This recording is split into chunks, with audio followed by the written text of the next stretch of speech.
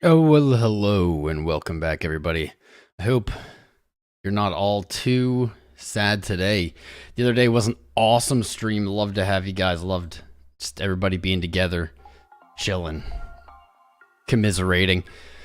But we're back. I took a little day off. I was a little burned out from that like 12-hour stream. I think it was more like 5. But we're back. So today, if you're joining us for the first time, we are going to break down the Bitcoin and other crypto charts. I'm going to make some trades live. You can watch me do it. Remember, none of this is financial advice. Please don't follow me on these trades.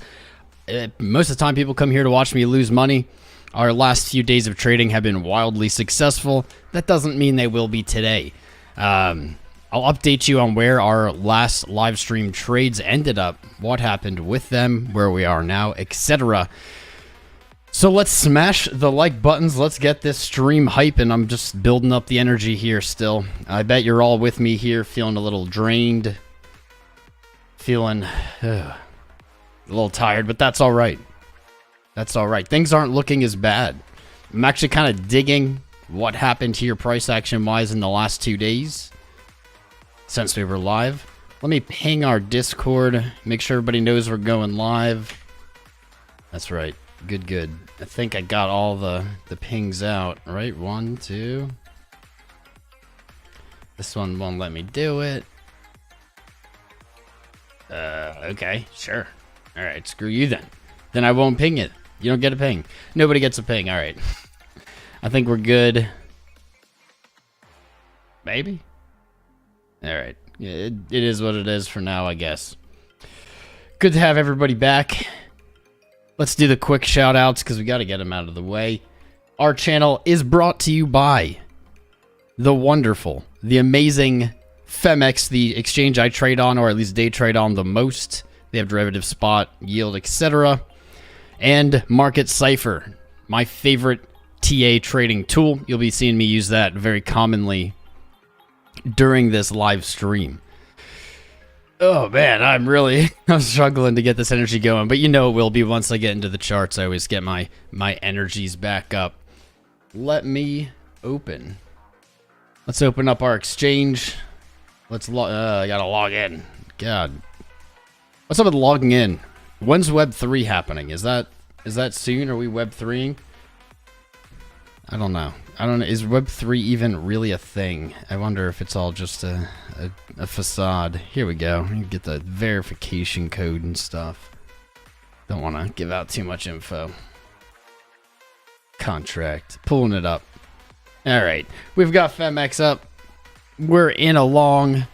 So we were, guys, you saw us in the last few streams we were short. I honestly would rather be short, to be honest. Especially with, but funding. Funding on Phemex is actually very heavily negative, so maybe I'm happy to be in this long. We've been short the last many days. Since the last stream, price traded down to the 25,000 area. We had a TP there on our short at 26. That closed out the position. It flipped us to long. That's completely luck. We just got completely lucky there. And we're riding this back up. This is a new position, though. Closed it. Looking to add. You can see here on our whatever this is. You see this. This is where our orders are. I'm kind of digging the pattern we have here on low time frames. I'm not sold necessarily that the bottom's in. 25K, though, very solid potential bottom. Certainly a value that people were looking for a bottom. Kind of not quite low enough for the uber bearish of us to refill, but low enough to run stops at 28K. We talked about that a long time. We have a very vital point in price. Actually, I was on BitBoy's AM show yesterday. I went over all of this. I think that was a really strong showing of analysis. I'll kind of run through it. I probably should have just recorded it and shown it to you guys again because I don't know if I could say it better. So, on the historic last live stream where we were all hyping and having a good time, or a bad time, however you see it, we literally tweeted while we were live, Bitcoin traded into a bearish engulfing on the yearly for the first time ever.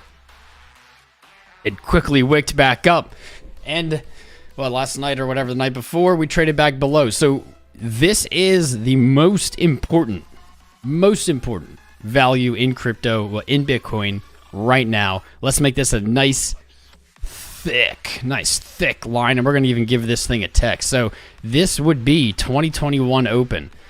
We had this on our charts pretty much all of last year.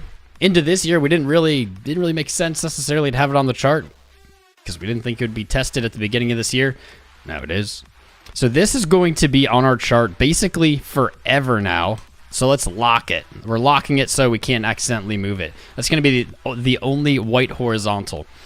This is how I see the whole macro right now. The macro is this. We have to defend this line. Bitcoin has never in its history closed a yearly candle in a bearish engulf. To do so is something I don't even really want to think about. We have 7 months. There's really no reason to start thinking that's going to be the case.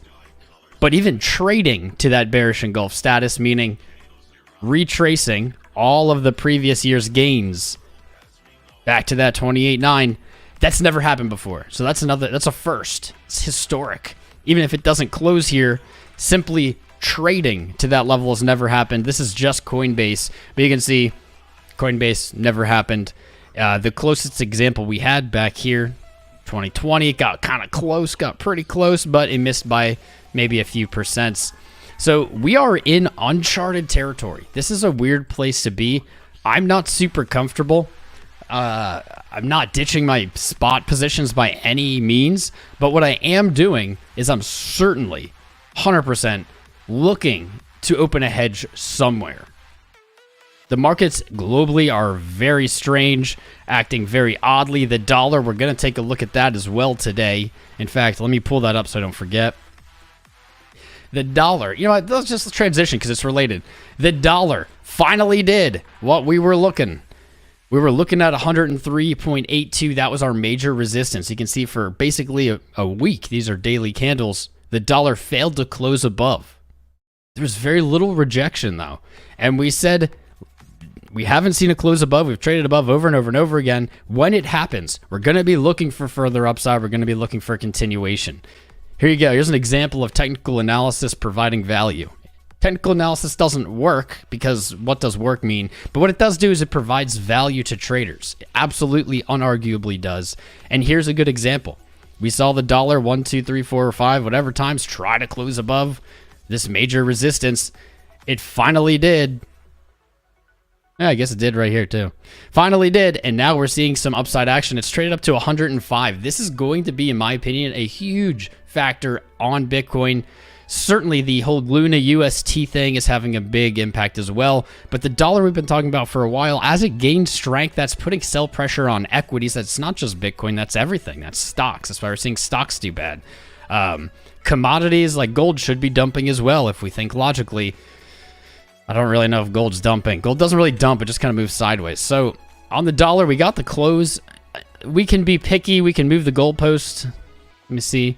And say, all right, we really want this weekly to close for the confirmation. This horizontal resistance is like monthly, yearly, decadely. This is a huge resistance, so a daily close maybe is a little early, but it was a first warning sign. So let's wait for, we'll see how this weekly closes, this monthly closes. My next upside target for the dollar is 108.6. That's a big upside for the dollar. This is currently at a 20-year high. A 20-year high in strength for the dollar. We have to go so far back. We have to go all the way back. 2002 was the last time. Well, I guess a little before that, but 2002, we had our swing high at 121. If we break 108, we don't see immediate capitulation and selling, pushing it back down. We could see as high as 121 on the Dixie. We could have a potential dragon pattern we mapped out here a long time ago. You can go Google that dragon pattern if you'd like. But that would actually set our target to break 121. And that's savage. That is savage. For a dollar that is facing crazy inflation, to see its value comparatively rise makes for a very confusing economic situation. Equities, as I said, commodities have sell pressure due to this strong or strengthening dollar, yet the dollar itself is losing value. So where do we put money? What do we do with it? I honestly don't know. I don't have the answer. I'm asking you guys, what the heck is everyone doing with their money? It's like the dollar is the only thing that logically we can jump into, but the dollar is losing value. So we're putting our money into something that we pretty much guaranteed know is going to lose value. That's all the dollar's ever done since it got off the gold standard. I think the whole world is doing this right now. I think just nobody really knows. Personally, my portfolio is all crypto. I don't recommend that. It's really not a wise way to do it for this exact reason. Since November's highs, I don't even know if I want to share numbers. Since November's highs, it was unrealized high in my portfolio to today. I don't know, like, let's just make round, like, let's say I'm down like $500,000 maybe. Like a ton of money, more money than I'd ever thought I'd have. This is crypto, baby. This is crypto. With that said, my portfolio is still green overall. In my 6-year portfolio, it's still green, but it's taken quite a friggin' hammering. Quite a hammering. And I'm sure you're all in that boat with me. If you're not, and you're that genius out there who's been short since the top, bravo to you. You did well. You beat the odds. Pat yourself on the back. That's not me. I'm pretty down, but that's not going to stop me. I've been down much larger percents in my crypto career than I am right now. Yeah, maybe I'm down. I'm not going to share a percent there. Just gave a round number. But I've been down over 80, 85%, especially back when I started and was like buying up into tops and selling as soon as they dropped. I was down way more percents. So honestly, I'm not too rattled. From Bitcoin to the dollar, you know, it's actually still related. Let's like keep this ADD train going, because this is how I get into, this is like what I do as my warm up. Funny a bit. I don't know if you guys even believe me, but even when I don't stream, I do this. I go through and I do the same thing. That's kind of how we get this content anyways. I'm just doing this anyway. I go through and I warm up. I look at charts. I look at kind of the macro charts, the related charts, and I get a concept of maybe how that day feels. So it's no surprise here. We were looking at this correlation, and it's probably perfect. Let's see, May 12th. Zoom in here onto the day for the Dixie. When did we get the big candle? May 12th. Wow. Wow. I want to clip this. Someone find this clip. We're going to need to like clip this and turn this into a short video, because this was definitely one of the coolest. I don't want to say prediction, because this is like, that just is like fortune telling. But it was somewhat of a prediction. We were looking at this right here earlier for the dollar, saying 103.82. Let's place that. We were saying the dollar is struggling here at resistance, and Euro UST was bouncing from support. And we said this support is likely to break when the dollar breaks its resistance. And look at that. May 12th, the dollar pushed to new highs as yesterday. And May 12th, the euro, let's just swap these charts. Boom. May 12th, almost like on cue, the euro dumps through its local support at 1.04, and look where it ended up. Oh, would you look at that? Would you look at that? Would you look at it? TA haters. I don't even know why you'd be here if you were a TA hater, actually. But I don't know. Let's just talk crap on like an invisible group of people. Looks like it's settled up right where we were expecting. Boom. You can go back to the last live streams and you'll see these numbers have not changed. These lines have not changed. This is where they've been. The euro finding support at 1.035 after a bloody minus 1.28% day. Pretty savage. We do have a little bit of bullish divergence off that low on your UST. With our RSI here, we see our RSI low potentially has come up even though prices come down. Not on the weekly. The weekly is going to have to see a lot of buying for that to change. We don't have Market Cipher B on here. Why not? Market Cipher B. Market Cipher, my favorite trading tool. Check them out. Links in the video description below and in chat. Market Cipher B, not bullish on the euro at this point. Still, at least on the daily time frame, looking for more downside. Whew, that's ugly. If we look at our swing high on euro to our swing low off of that support, if we're looking for a retracement, something that makes me a little uncomfortable. Here is that 1.049 is exactly our 0.5 retrace. So if the euro falls, finds resistance as it logically should at 1.04, 1.05 due to the support that was broken, you might be seeing a lower euro. You might be seeing an even lower euro. Holy heck. We could see the euro trade down to 1, potentially. That's just a very local move. But that would also then, going back to full circle, likely push the dollar higher, as the dollar or Dixie is actually really nothing to do with the dollar necessarily. It only has to do with the basket of other major currencies that it's based on. Of course, the euro being one, and I believe being the most heavily weighted, most influential one on the dollar. So that was a lot of logical movement. The euro dumped, the dollar rallied because they are intertwined as they are valued against each other. Okay, back to the corn. Man, we're turning into a Forex channel. Smash the likes if you'd like this to be a Forex channel now. Or a stocks channel. Smash the likes if you don't want that, if you just want to keep it crypto. That's what I'm hitting the like button for. Let me hit my like in. Done. Done. All right, let's get into it. We did a little bit of zoomed out stuff. I think that always helps kind of calm down people's nerves, calm the mind, calm the soul. We've got like 300 watching. We had over 2,100 viewers. 300 watching. We had over... Just a little feedback there. That was weird. We had 1,000... Did we have like bots come or something? Looks like we had 1,000 viewers at the beginning. That's weird. That's not... I don't know. They left. But if they left, here's a tweet for the stream. If you guys have Twitter, please smash the like button on that tweet, retweet it. Let's get people going. I forgot to tell you the importance of liking the stream. Every time you like the live stream or subscribe during the live stream, YouTube then sees that as engagement. It says, hey, people are enjoying this stream, and it then goes and shows it to new eyes, which is the only way, really. It's called discovery, that new people find the stream. So it really does make a difference. It really is important to the stream, and I appreciate you guys. It costs you nothing.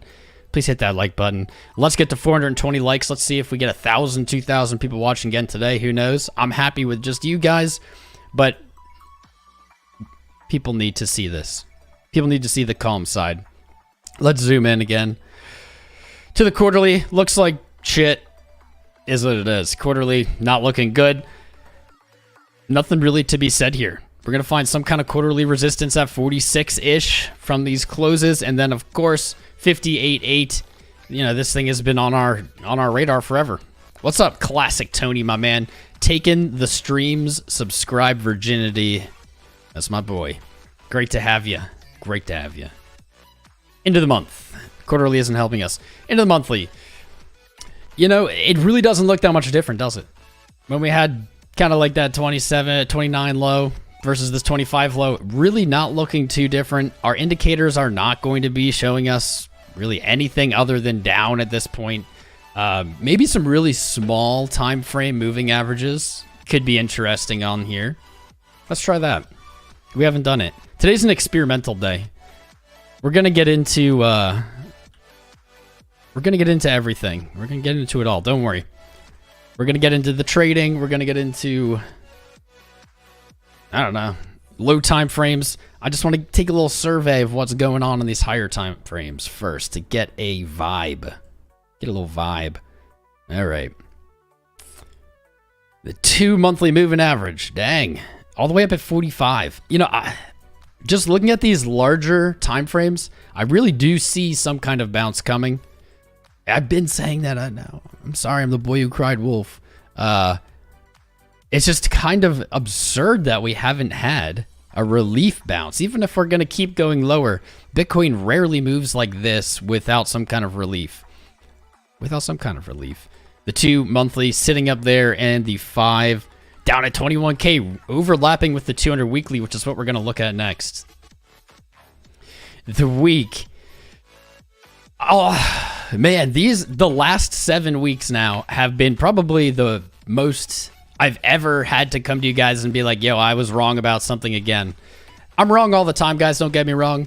Please don't think that I'm right all the time. Please don't think I even pretend that. I happily show you my losses. I happily show you my wins.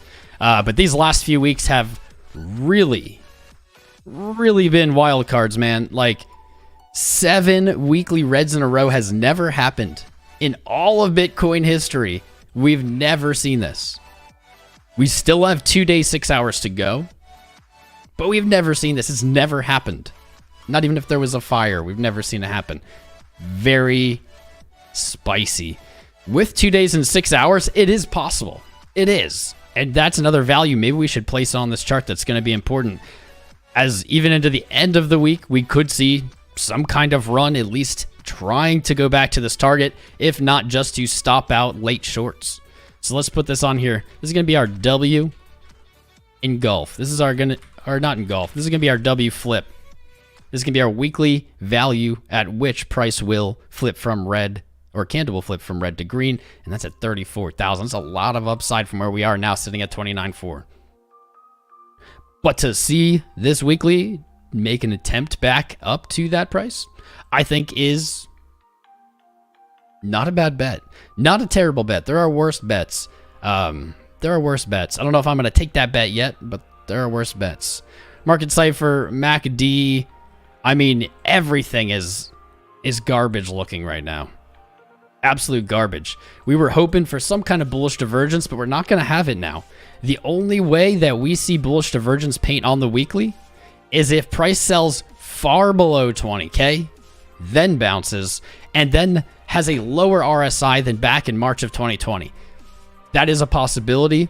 That's probably not I don't know. That seems, I'm hard pressed to believe that, but that's a possibility, so we're going to keep our eye out on it. Weekly is still in an RSI downtrend. MACD just showing us there's no chill yet to this selling, at least on the weekly time frame. Ooh, we have some kind of spooky cross. We have a spooky cross. Why don't I have it here? What's our spooky cross? A spooky 2. It's a 5. Let's see. 5. What color should 5 be? Why do people always comment I'm streaming? Let's make it red. Let's make it red. Our 5 weekly moving average and our 100. Now these colors got me all goofed up. Jeez. Okay. I was like, what's wrong here? Okay. Okay. We don't need you. Or yeah, we do need you. We don't need you. We need you. Don't need this. Don't need this. There we go. All right, here we go. We have a death cross. This is technically, I mean, this is just a moving average crossover on the weekly. This is a bearish move crossover, unfortunately. However, it's the 5 and 100 weekly moving averages. Price has fallen. We do see these be tested at a good percent of the time. Lately there hasn't been a lot of buying, or at least a lot of kind of energy towards them. But so let's take the bear take actually on this. We have a weekly bearish MA crossover, or a death cross, and we have our 200 weekly below us. If we're gonna look at just this in a bubble, I mean, there's only one way to cut it, right? That's it. We closed a weekly below the 100 weekly moving average. Historically, when we've done this, more often than not, we see a price move to the 200. I don't want it to do this, although I don't know, who cares really? At this point, I'm just happy it's moving. Our 200 weekly moving average is sitting all the way. I'm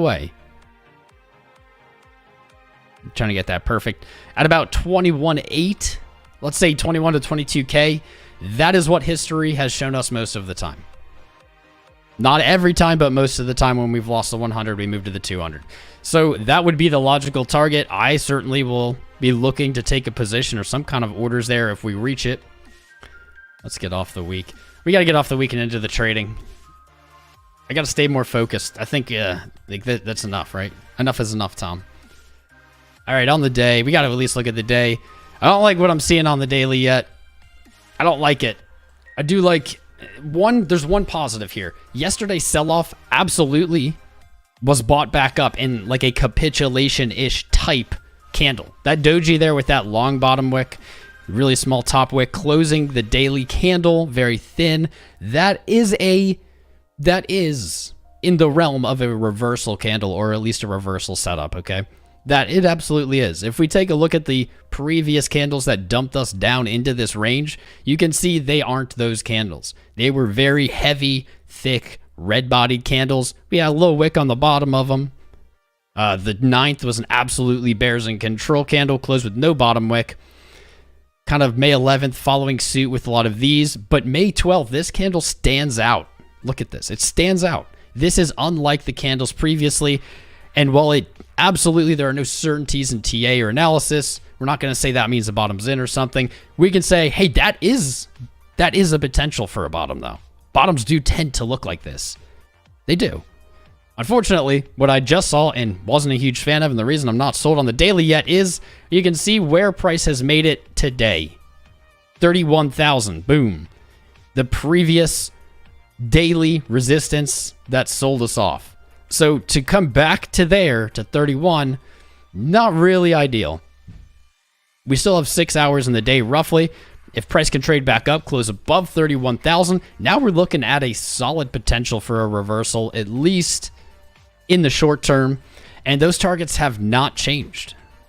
Targets for a reversal or dead cat bounce, we'll call it a dead cat bounce, is probably what people want to call this today. Our targets haven't changed here. If we look at the bigger picture, everything kind of lines up really cleanly. This has moved down a little bit, but I guess they have changed to very wee. But I like where they are now. These are solid. So the most common retracements would be our 0.5 and our 0.618. A retracement is simply when you have a move in one direction. In this example, it's down. The retracement is when you see those positions close, which puts reversing pressure on the market. And we look for that 0.5 or 0.618 for the retracement. Easy as that. These levels are sitting at very kind of nice points. 35,000 exactly. We had already seen 35,000 from back here on the monthly in 2021. I don't even know if you can see that. And our 618 at 37.7. Looks like our daily consolidation. Actually, that's a really important value. The daily consolidated there, found support there, and then once it was lost, that's when we made this fall. So if we're looking at kind of, I want to say April, May. Yeah, April, May. That decline, that's very logically where we'd be looking for a retracement. They're a little too low for me to want to hedge there, but I'll probably take a short. I'll probably take a short at 35 and 37.7. Yeah, just out of a mathematical way. Mathematically, I think that's the right choice. Again, not financial advice. When I say I take a short, it doesn't mean I'm selling everything or, I don't know, all in a million X leverage. I typically do very low leverage and very small position size. Please don't use leverage at all unless you understand how leverage works and the risks involved, and honestly really understand risk management. Please don't get yourself wrecked. Yeah, that's it. I'm just going to leave it there. Just going to leave that there. Make your own choices. What's interesting to me is January 29th's bottom to March 10th's top. Our 1618 really did give us a nice little value here, as it seemingly always does. Fun fact, this is why we added, or this is why we look to take profit down at 26.6-ish, is because of this extension. Price went a little lower. We actually took profit a little bit higher, but this was the reasoning behind it, and it worked out. We had our low, price rallied to a high, it broke the low, and so when that low breaks, we look for our 1618 or our 2 measured move extensions, because those are just probabilistic extension targets. That allowed us to snipe a little bit off the bottom on this one. And here's the spicy part, the measured move, the 2, very close to another familiar value. The 2 measured move is saying 22,005. The 200 weekly moving average is saying about 21.8. So here is absolutely a price zone I'm going to be interested in. Absolutely. If we see continued selling, I'm looking here. I'm looking here to take a position. I have an idea too. I don't like that. That makes me very uncomfortable.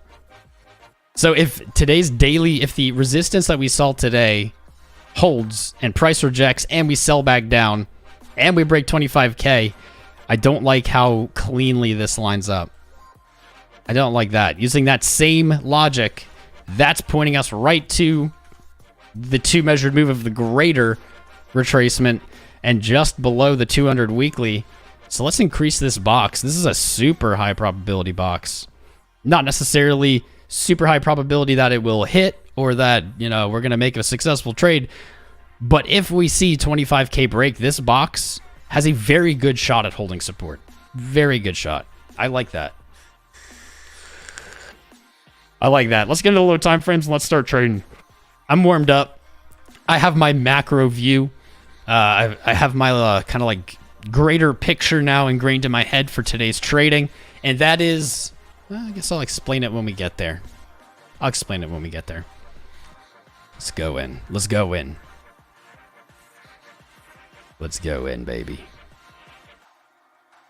Oh, yes. Oh, yeah. I love it. I love it. So let's flip over here. At the moment, we are long. We just filled, I think during this live, we just filled a little bit at 29.6. There's a reason that I looked for 29.6. Now, this is a little bit of a catchy play. A little bit of a knife catchy play, but we have something here that was my trade thesis. This is the trade thesis for 29.6, right? I'm going to explain it to you right now, right here. This is why. Boom. You guys know I get a little, I don't want to say triggered, but I have a peeve. I have a peeve when people yell head and shoulders, right? I have a peeve about it because 99.9%, I just made that up, of the time that people yell head and shoulders, it's not a head and shoulders. Or at least it's not a head and shoulders pattern. It doesn't mean it can play out that or can't play out that way, but it's not a head and shoulders, and we actually have. We literally have one. This is a perfect example. I'm going to take this as the neckline. We have a perfect example. Perfect. Get ready to learn. So people have a really hard time seeing inverse head and shoulders, which is what we're seeing here. So I'm going to invert the chart so it's just a regular head and shoulders so you at home have an easier time digesting it. There you go. Here it is. Almost every time any of you in the chat have yelled head and shoulders during these live streams, with, I'm sure there are exceptions, but almost every time it's been yelled, it has not been a head and shoulders, nor has it been an inverse head and shoulders. Come on, TradingView. But we have one. We have one, and not only do we have one, but we actually have the trade entry, the technical pro trade entry for this pattern. This is pretty wild. This should make for some good trading today. This should definitely make for some good trading today. So, oh yeah, it will. Our left shoulder, boom. Our head, boom. We have a higher high. Our right shoulder, boom. Roughly the level of the left shoulder. Awesome. Most importantly, we have the established neckline. Between the shoulders, you have the neckline, right? The neckline is the key to the head and shoulders or inverse head and shoulders pattern. And here's how it plays. We caught it. Nice. It could have rocketed up or something awesome. Could have fallen down, whatever. But it didn't. We broke the neckline. And look at where we are. Let's make this a special color so we can remember during, as we zoom into the smaller time frames, we can remember this is the neckline, not just some random number. If I could click anything today. While I'm figuring this out, guys, smash the likes and subscribes. If you subscribe during the live, I'll shout you out. But more importantly, it helps the stream grow. More viewers, more new eyes will find our stream if you subscribe and like and chat and vote in the polls. It's all engagement. The more engagement a stream gets, the more viewers YouTube shows the stream to. So you guys, it does make a difference. It's not useless. It's not like those elevator buttons. You know, the elevator buttons that are like closed doors. I don't think those actually are connected to anything. The like button is not like that. It actually does something. It actually takes you somewhere. So we'll do, what is this? Probably like an hourly. We'll do low time frame. neckline. I don't like it at all caps. Neckline. Low time frame, neckline. We're going to keep that small right there. So the technical way to play an inverse head and shoulders is wait for the neckline break after the right shoulder paints. Check. See the move to the upside. Check. Find sellers. Check. Last critical key element of the classic trade setup. Return to the neckline. Boom. Boom, baby. We got it. We do not see this clean of a setup very often. Of course, it being clean does not increase the probability of this trade going well, but it gives us a reason. Gives us a reason to look here to take a position, which is actually what we've done. So this is dope. If this plays out perfectly, maybe we'll make like a little educational video about it with a live stream trade, actually using it. That'd be cool. So here's what we're looking for. We want this hourly to close back above the neckline. You could see that price had a very identifiable, what's up, Mr. Dollar Suso or Dollar Suso? Guy, I don't understand the language that's written in. I'll make it play again. Make it play again. Maybe not. I don't know. This software hates me. Maybe it will. But I want to shout them out even though I can't say their name. We got time. We got time on this pattern, don't worry. It's not going to do it. Well, whatever language. There it is. Welcome. Welcome to you. Great to have you. Yogesh, PS3 Millark, Phillips, DD, Paulo Boyle, Classic Tony. We got a bunch of people subscribing. Kelly Kellum's here. He super chatted. I didn't even see it, man. Hit the likes for Mr. Crown. Bringing great data on us, TA, and a dash of spice every day. Kelly Kellum, my man. Go follow him. Follow him on Twitter. He does a bunch of spaces. A smart guy. I love him. Richard Biddle, what's up, my dude? All right, let's get back to the trade, to the pattern. So you can see once resistance up here, 31, that we identified actually on higher time frames. Do you see why I do this every day? See how this is helpful? Higher time frames establish this resistance for us. We tested it once. We saw sellers. We did have a higher low. We tested it again. Boom. We have a double top on an hourly. Double tops aren't that really threatening to me, in my opinion, nor are double bottoms really that great. But we have a perfect classic. Wow, everything about this is classic. Then we have a classic, like, to the penny double top. That's pretty cool. I want to put that on our chart. Double top 1 hour. Ew, look at that color scheme. Double top 1 hour. Let's just do it that way. Okay. Double top 1 hour. Boom.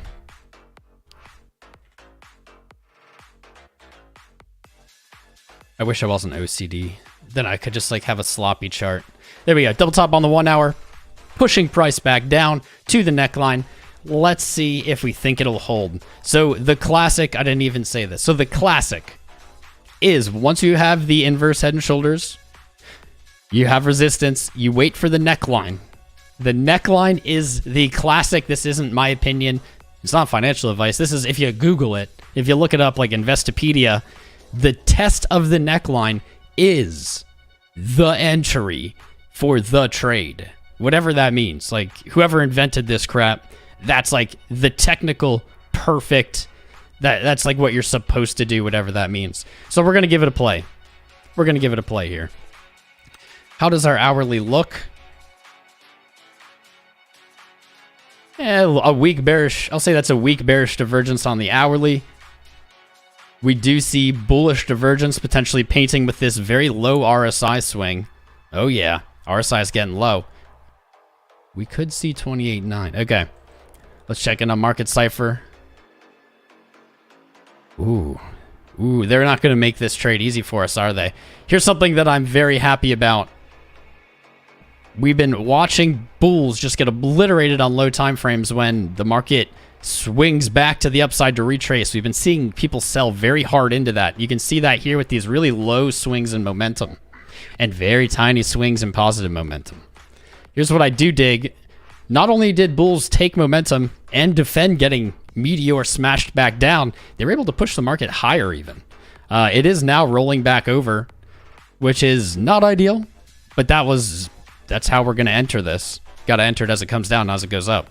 I don't love VWAP here, but we do see the first signs of maybe it rolling over. And money flow. This is very odd. What is going on? We got to zoom in. So this is very odd.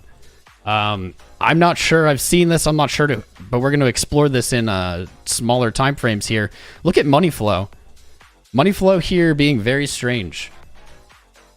We had... No, whoa. Okay. We had our momentum coming up. Money flow, as it should, came up with it. We had a brief negative money flow here, so it went positive, then negative, I guess maybe from this twist. But look at this. Again, we have this like weird 1 second of negative money flow in the hour. That's odd. That's super odd. Money flow did this? That's super weird, man. All right, we got to look at lower time frames to see if we can find why. Let's take a look at our trades. Take a look at the trades. Oh, we're down now. We're down. We did realize like a few dollars in profit, but now we're down $4. I guess we're eating ramen today. I think what I really want to do is move some of these. I want to move some of these. Where did my chart go? I do want to move some of these. I'm probably going to look to add at that 2021 open. So that's going to be just about 29K. I thought I had an order there, but I don't. So let's go to limit. We're going to place 29,069. Nice. There we go. Currently at 35 contracts, a little heavier than I would like to be. But we're going to go heavier. Let's just add 5 as a limit order. Boom. Let's add it. Hope for a bounce off of there.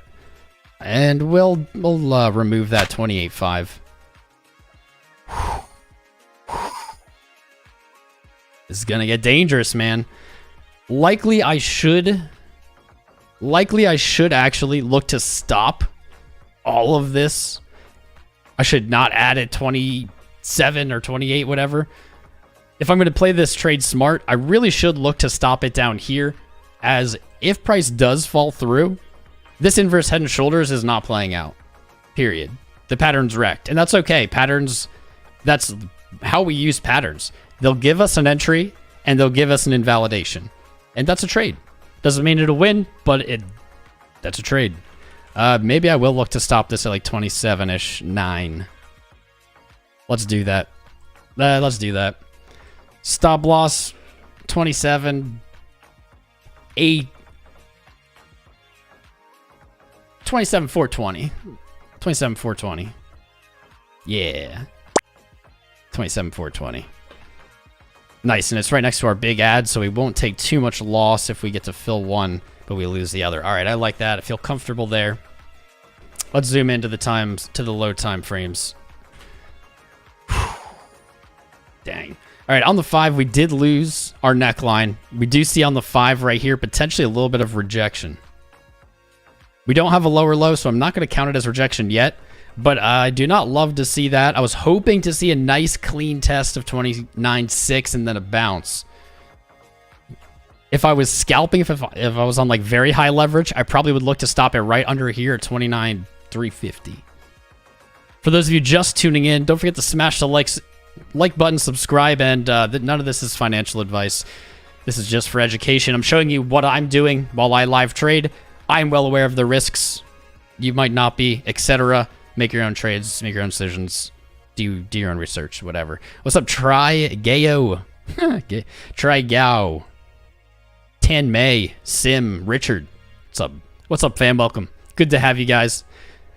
Love the subscribers. Every new subscriber, every new like on that button is gonna push this stream out. How many? I bet the viewers have gone up. You guys have probably been doing a good job at liking.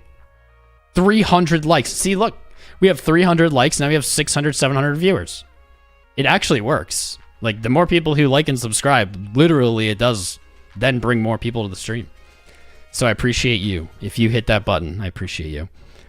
Okay, if I was on real high leverage, if I was playing really short scalps, which maybe we'll do that soon too. I like to swing a little more. I would probably stop it right here, as that's likely going to be a rejection from the neckline, and we're likely then to see that 29 yearly test then I may look to reopen here. If I was on high leverage, probably cut it, reopen it.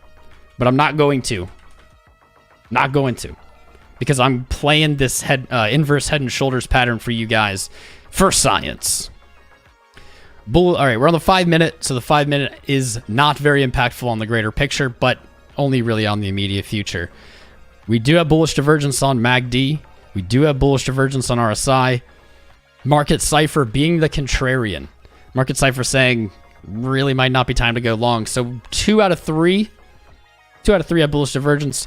Market Cipher is the contrarian here, and I am going to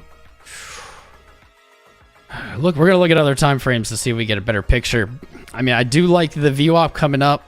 Money flow didn't dip low enough or didn't move back up high enough for me to feel comfortable, though. Market Cipher again. You know what? Shout out. Let's just shout out. Shout out to our sponsor, Market Cipher. Use promo code CROWN for 15% off. I trade with it every day. Market Cipher, I'm gonna side with it, not because they're our sponsor, but because I don't love this yet. I don't like where we're seeing this slow down. I was hoping for market makers to join me here at the neckline. Crypto's never that easy. Let's check out the one. Let's check out the one. Okay, on the one, Market Cipher a little bit more bullish, so maybe we will be taking that. We have a higher swing low. Money flow's coming up. VWAP's rocketing. This is the 1 minute. But the 1 minute on Market Cipher saying, hey, you're probably going to come back, test this high or at least lower high here. And look, we're watching it happen right now as it happens. TA live playing out. That's worth a like button. 1 minute TA.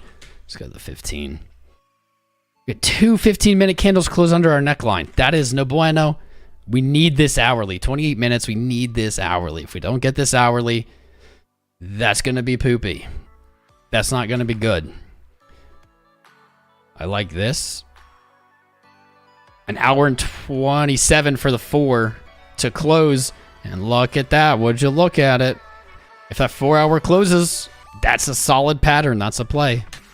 Let's go back in. The 1 minute doing us justice here as it right on cue.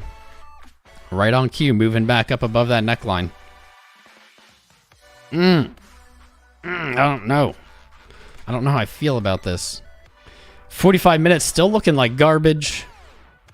I do like this. This is, if you take one thing away, if you're out there trading today, if you take one thing away from the stream right now for today, RSI on our low time frames is looking to paint divergence. It's looking to paint divergence, man. We did not fall very far in price, but we fell very far in RSI. Like, let's make this smaller. This was the previous RSI low, all the way down here at our perfect. Our perfect invalidation. Wow, this is really, you don't always get it. You don't always get trading this clean. Right at our invalidation line for our long here was our previous swing low, and that's when that bullish divergence will be gone. Because if price comes down here, our RSI is already lower. Doesn't even matter if the RSI doesn't move. Then we have a lower low in price with a lower low in RSI. That's not a bullish divergence. This is looking very nice. That's looking very nice. Actually, 45 minute. 30 minute. Ooh.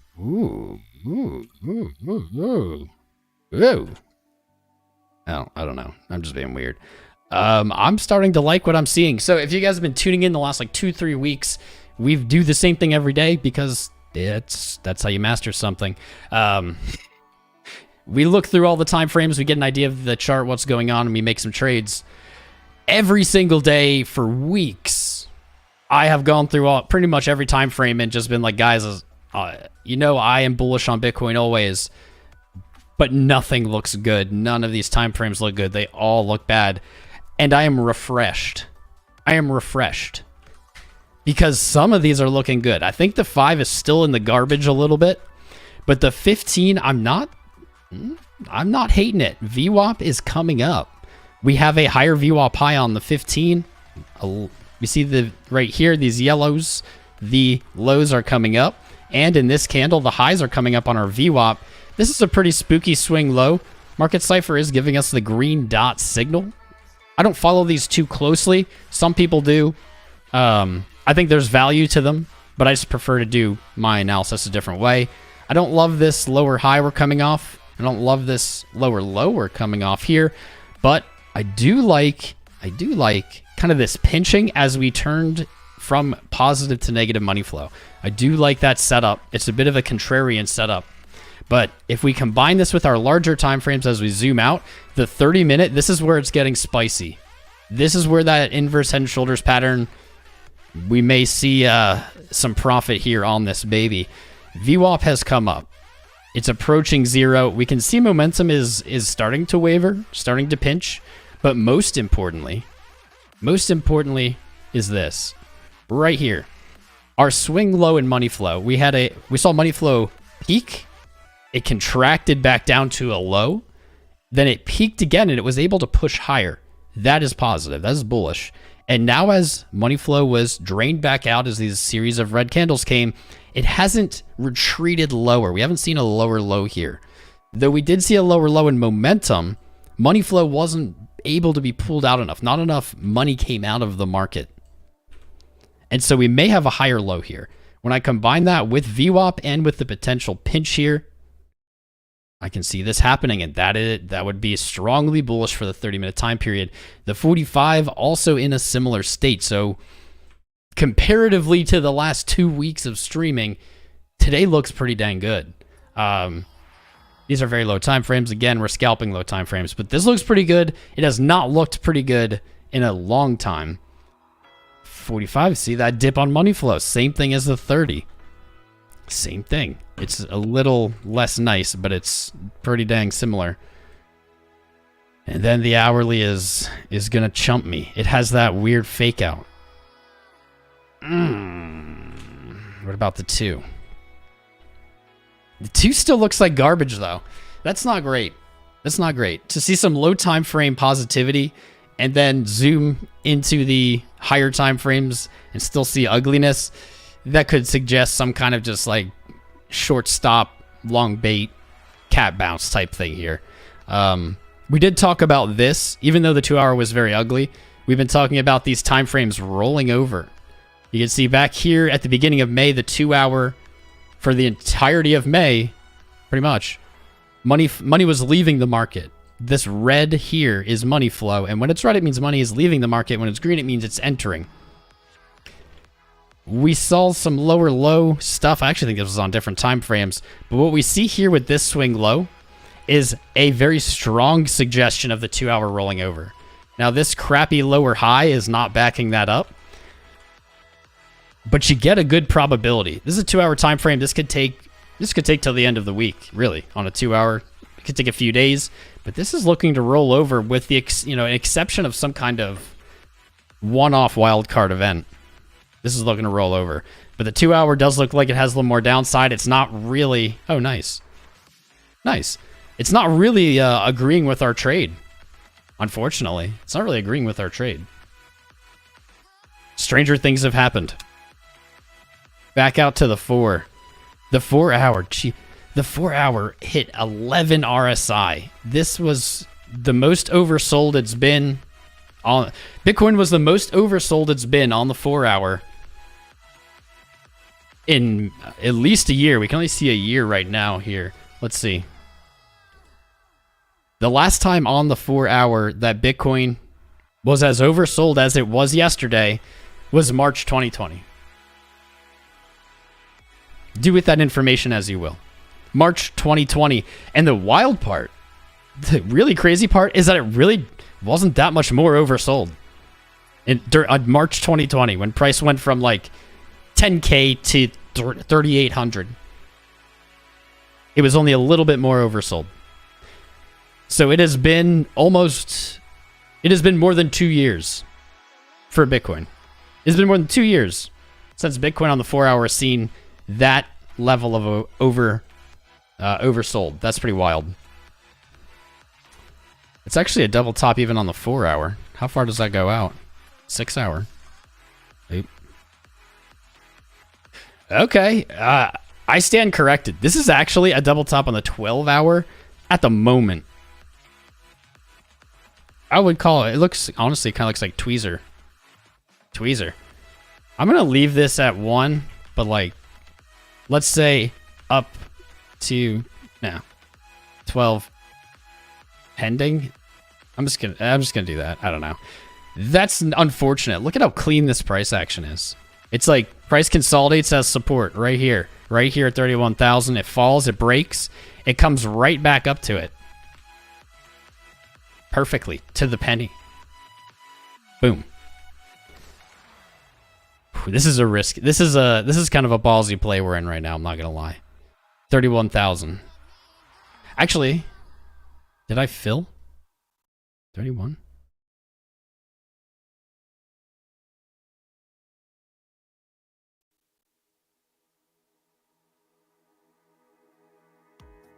We did fill. 29s. We filled a little bit. Small trades, but we did. You can see them here. We only took 3 contracts off the table. 29.9, 29.8. So right around there. Pretty good. That's pretty lucky. Well, 29. Never mind. I'm $1,000 off. My brain. Where's my brain right now? I don't know. I'm not sure. I do like this. I do like this. All right, 12-hour.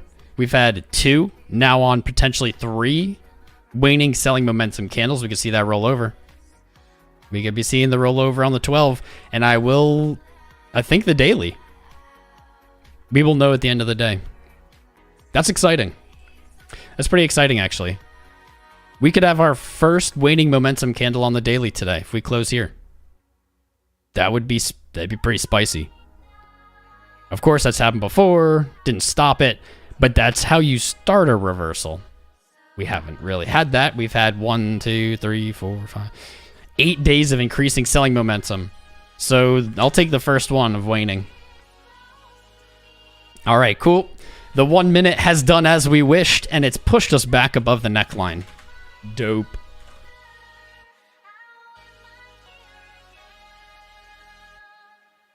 $30,000. Interesting. Interesting. We're going to do a little chop. We're going to do a little chop today. We're going to do a little chop because we look to add order. Since we look to add here, we're going to look to just shave a little bit off the top here again at 30. So we're going to limit. Where did this go? 30. 30,000 or yeah, 30,011. 30,014. Just for the lulls. Just for the lulls, right? Our trade was down. Now it's up $3. We're rich, baby. What? Maximum size. I don't know what that's saying. We'll take. Are we on the right? 100 USD. Why is this not doing it in contracts? What? Something weird. Quantity? What? Count. There we go. What's happening? Size of position 34. We'll look to shave some off there.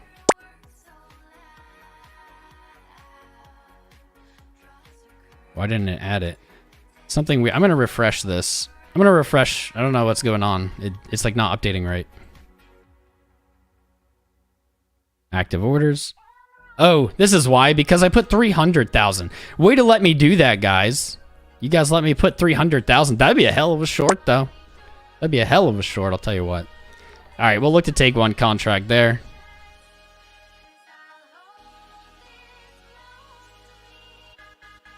We're going to look to take one again at 30. 39. Actually, let's look at our retracement. Instead of just being like degens, I've been degen trading a lot and it's been working and that's not good. That's not good. 30,003, we're going to take one as well. 30,003.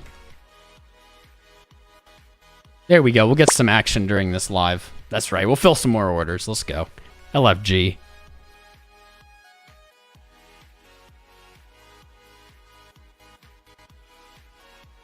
We got 29.6. Okay, cool. Our 29.6 filled during the live. I wasn't paying attention. Awesome. All right, so we are going to look to shave off some. We're going to look to shave off some on the way up. Man, the 5 minute is just clowning me, though. This doesn't feel right. There's something not right about these levels, I feel. So we're going to look to take here. Let's do this. Do like TP1. 30,000. Then we're going to go to 30,000. Was it 3? Active orders. 30,003. Yeah, roughly here. Let's. We're gonna get rid of the numbers. All right.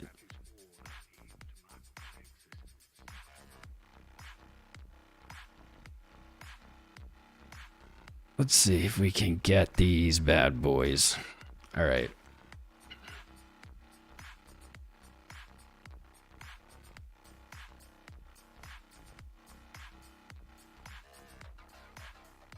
Okay. Okay, cool. So far so good. We added a few small take profits. We created an ad. Price is just chilling here.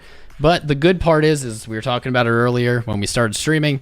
We're looking for this hourly to close above 29.6. That's it. And so to see even just a little bit of movement, even a little bit of green after trading below our neckline, that's a good start. That's a good start. The measured move. Let's see where we should be taking heavier profits, though. Let's look at our measured move of our inverse head and shoulders. So, of course, it's 31. Lame. 38.9. Double lame. 31. 31.8. Then I would go with 34. Do I have orders there? 31.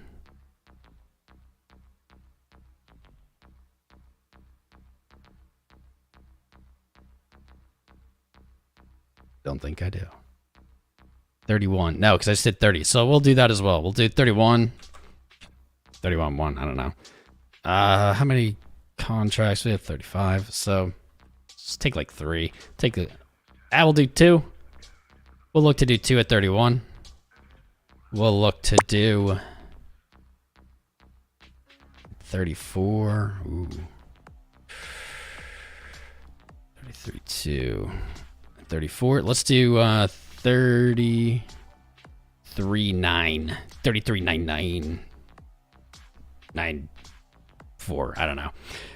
You guys will notice I never use round numbers. I never use like 39,000, 38,000, 10,500. I never use those. That's kind of like maybe superstitious a little bit for me. But I honestly think it's a good practice in crypto. I think if you use round numbers like 0, I probably should add cents to them too. I think there's just more likely other people are putting orders there. And so if the market's trying to screw you, they're going to, avoid filling people. They'll move just underneath or just above. It's probably just a little superstition on my part. I think it's more successful. And when you're in 30,000, the difference of 30,000 or 30,011 is like nothing. It's like a quarter, it's like 0.01% difference, which is none. Our best trade ever. We've been talking about this a few days, and I'm going to say this is our best trade ever, even though you can't actually trade this. We said for days now, we're going to long our Phemex longs, and as you see, they are still parabolic. Still parabolic. Yesterday, they increased 16%, and now today, another 3%. Look at this. This is how Bitcoin's supposed to look, in my opinion. Only up. Just up. Wouldn't that be sweet? That's what it looked like in 2017. What happened? What happened? I don't know.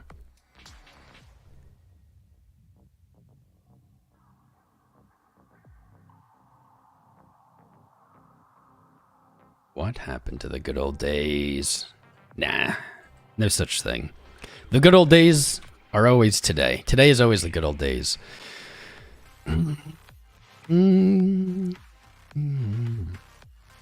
Looks like we're going to get a little upside on the 5, but are we really going to fill? Money flow is still moving down on the 5. We might be seeing this play out again. I'm going to pull any orders until 29. I don't like the way that looks. 29. I already did. Look at me. Look at me. I already did pull 20. I already did pull them all. Cool.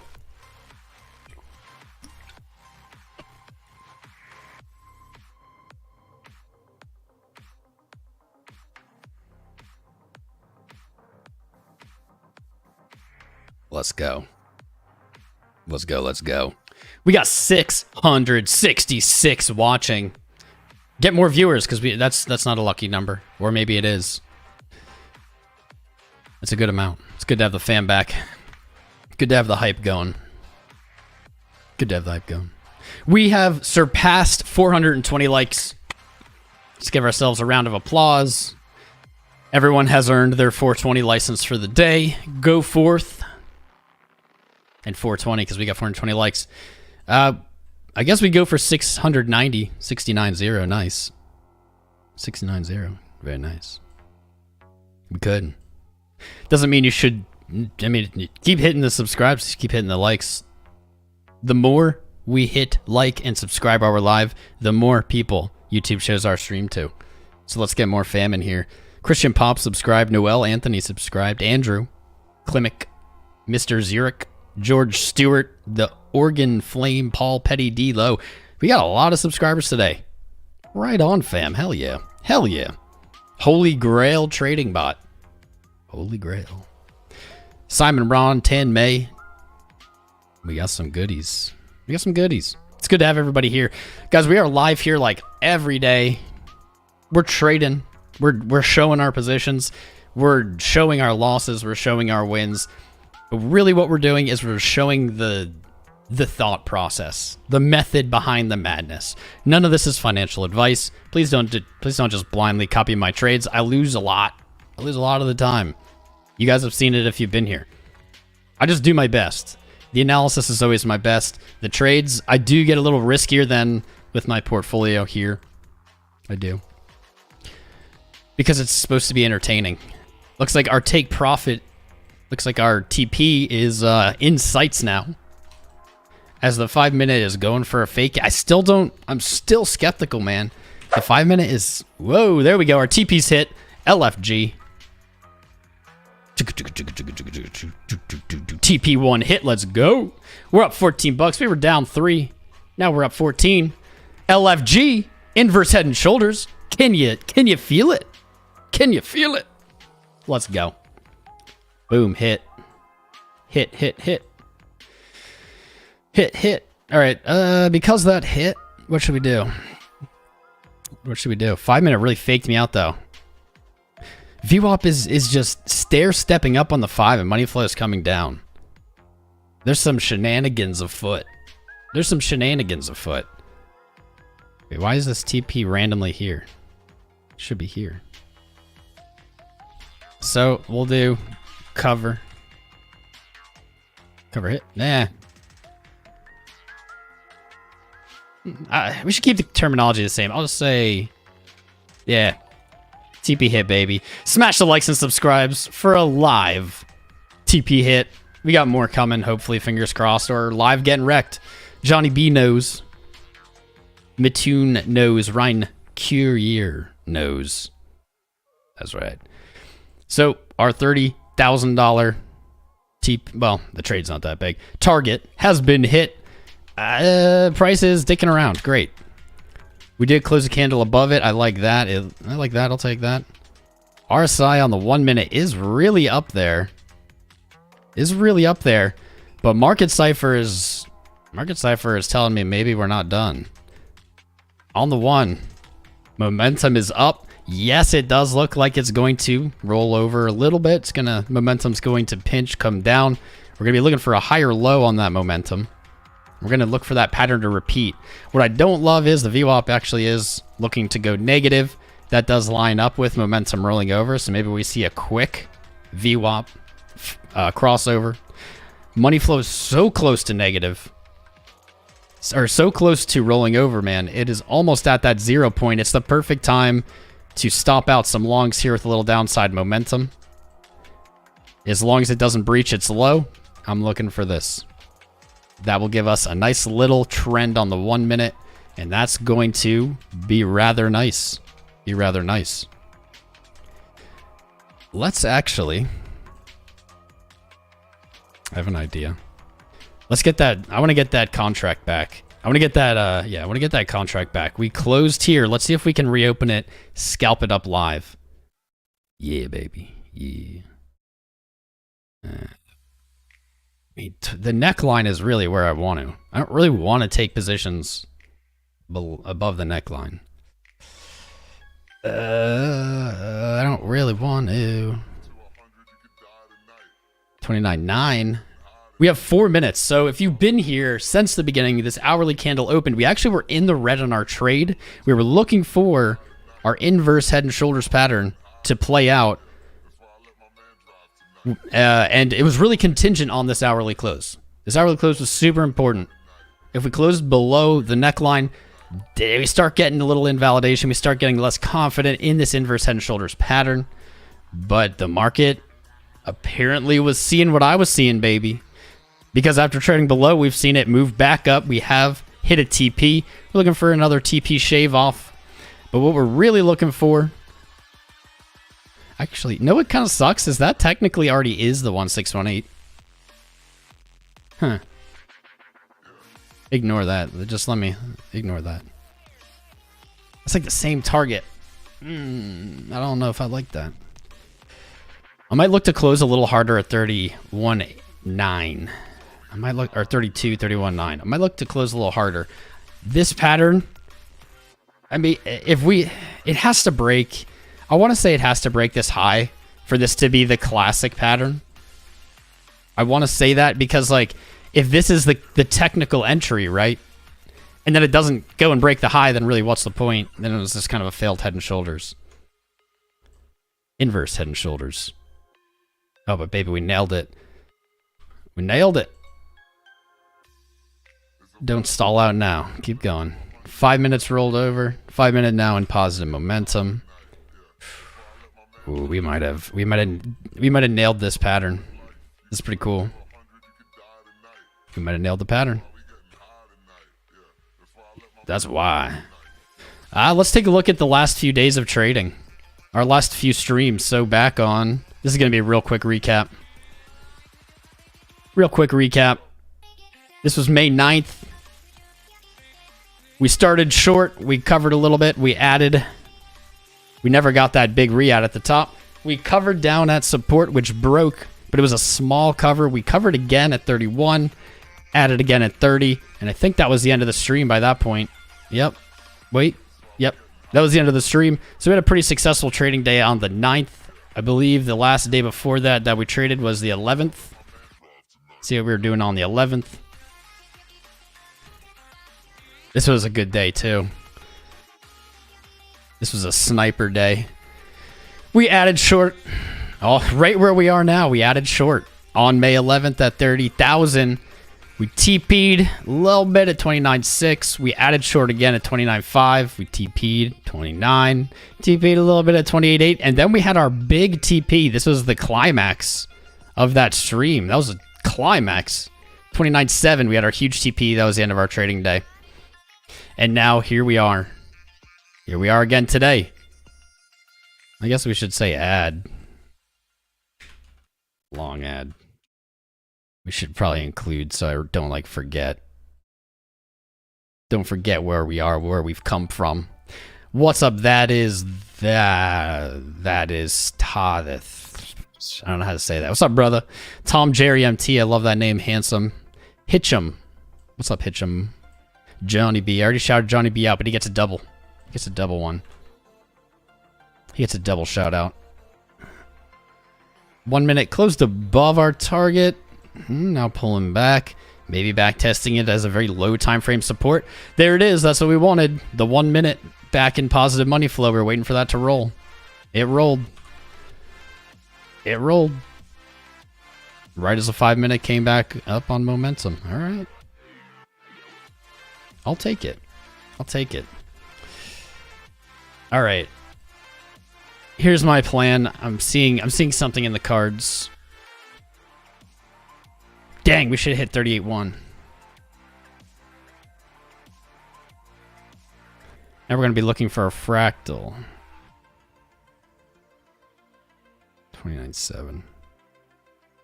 That's so far down. How is that so far down?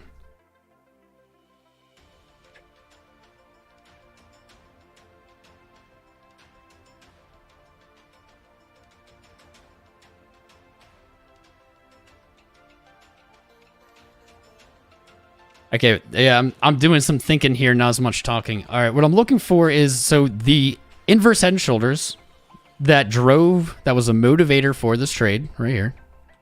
Now, what I'm kind of looking for, and I'm reading too far into it, is now I'm starting to see maybe we're going to get something similar. We're going to get something similar. That would be basically just a fractal, a little baby pattern of the bigger pattern.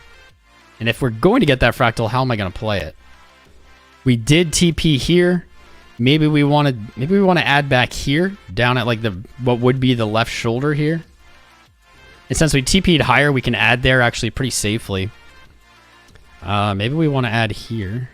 This is down at the 5 minute. It is a very maybe okay. It's a 3.82. That's a pretty shallow retracement. But if we do expect kind of to break up here and fill at 30, we likely want a shallow retracement. They're not very common. Only in very strong trends do you see kind of these shallow retracements really do much.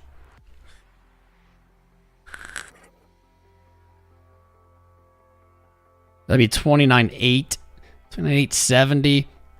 Where actually, okay, on the 30 minute.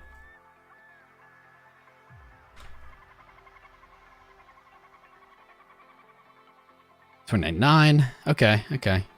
We're going to add back a little bit. 28. Uh-oh.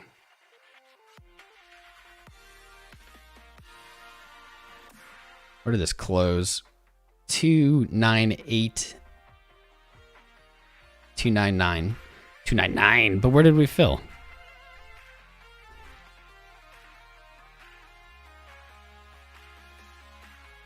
Fills 3. Okay, so we could do 299. We could do 299 for 1. 299 1. Let's take it there, just so we have some more live stream action. So we have a little more action, baby. A little action. Maybe it would have been smarter to go higher, but I'm not really interested. Not interested. We'll add 1. So this is kind of what we're looking for here. Something like this.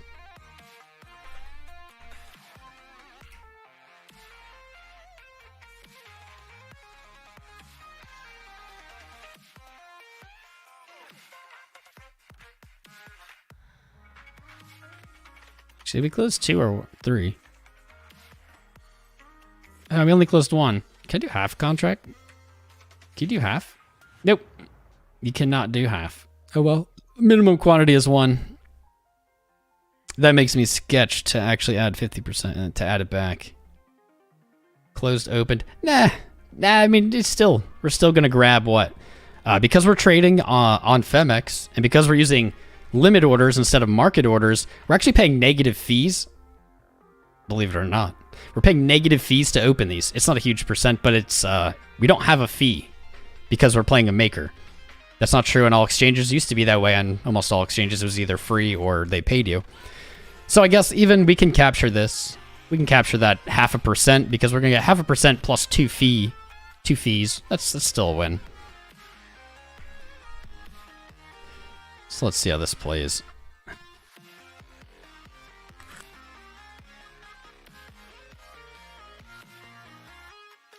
I should go a little lower.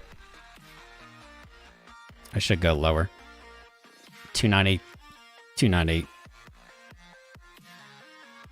298. 864. take it a little lower. We just moved it down a little bit. We're gonna take it a little lower. We're gonna play it this way off of the 618 here. And that is right there at that 5-minute consolidation. We're scalping. We're not... These are not long. We do not plan on holding these trades long. I would prefer it. Honestly, I'd prefer it if it just didn't even hit. I would like to see it just do that. That'd be nice. But I'm going to take that. I'm going to take that. I'm betting on that 5-minute consolidation. Betting on the local retracement.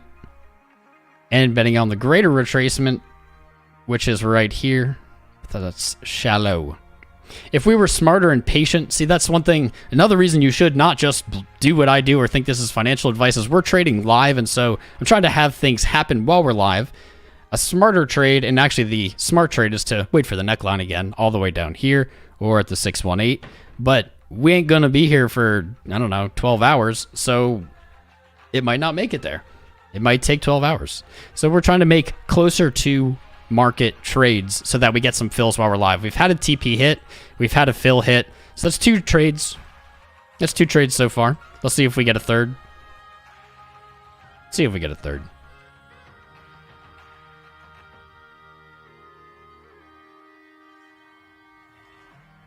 Let's see if we get a third, baby. Clear this chart back up. If you're enjoying watching me, actually, technically, we're making money again. I don't know. Something's weird. Something's off in the universe. We usually just lose money. But if you're enjoying watching me lose and make, I guess make today, but usually lose money, smash the like button. Let's get 1,000 likes. Screw it. We have, for some reason, thousands watching. Is that real, or is it bugging? It says we have 3,000 people watching. Do we actually have 3,000 people watching? We only have 1,500 votes. I don't know. Is there like a ton of bots around today? Let's hype the chat. Let's hype the chat. I don't know. If we have that many people watching, we can have a lot more likes. We can get to 1,000. I don't know. Yesterday we had 2,000. We could have 3,000. If you're here, say something in the chat. Hype it in the chat. I see you guys. Jeremy Ragsdale's here. Emmanuel's here. Issachar is here. Cisco Kid, Diego, William, Douglas, Nadim, Except Fantasy Channel 1. Black White, Muhammad, Chris, Ryan, Blake, Thomas, or Creeps. I mean, that looks like some real people. That seems some real people. So if you're a real person, smash that like button. Watching some live trading on this fancy day. Vote in that poll up there.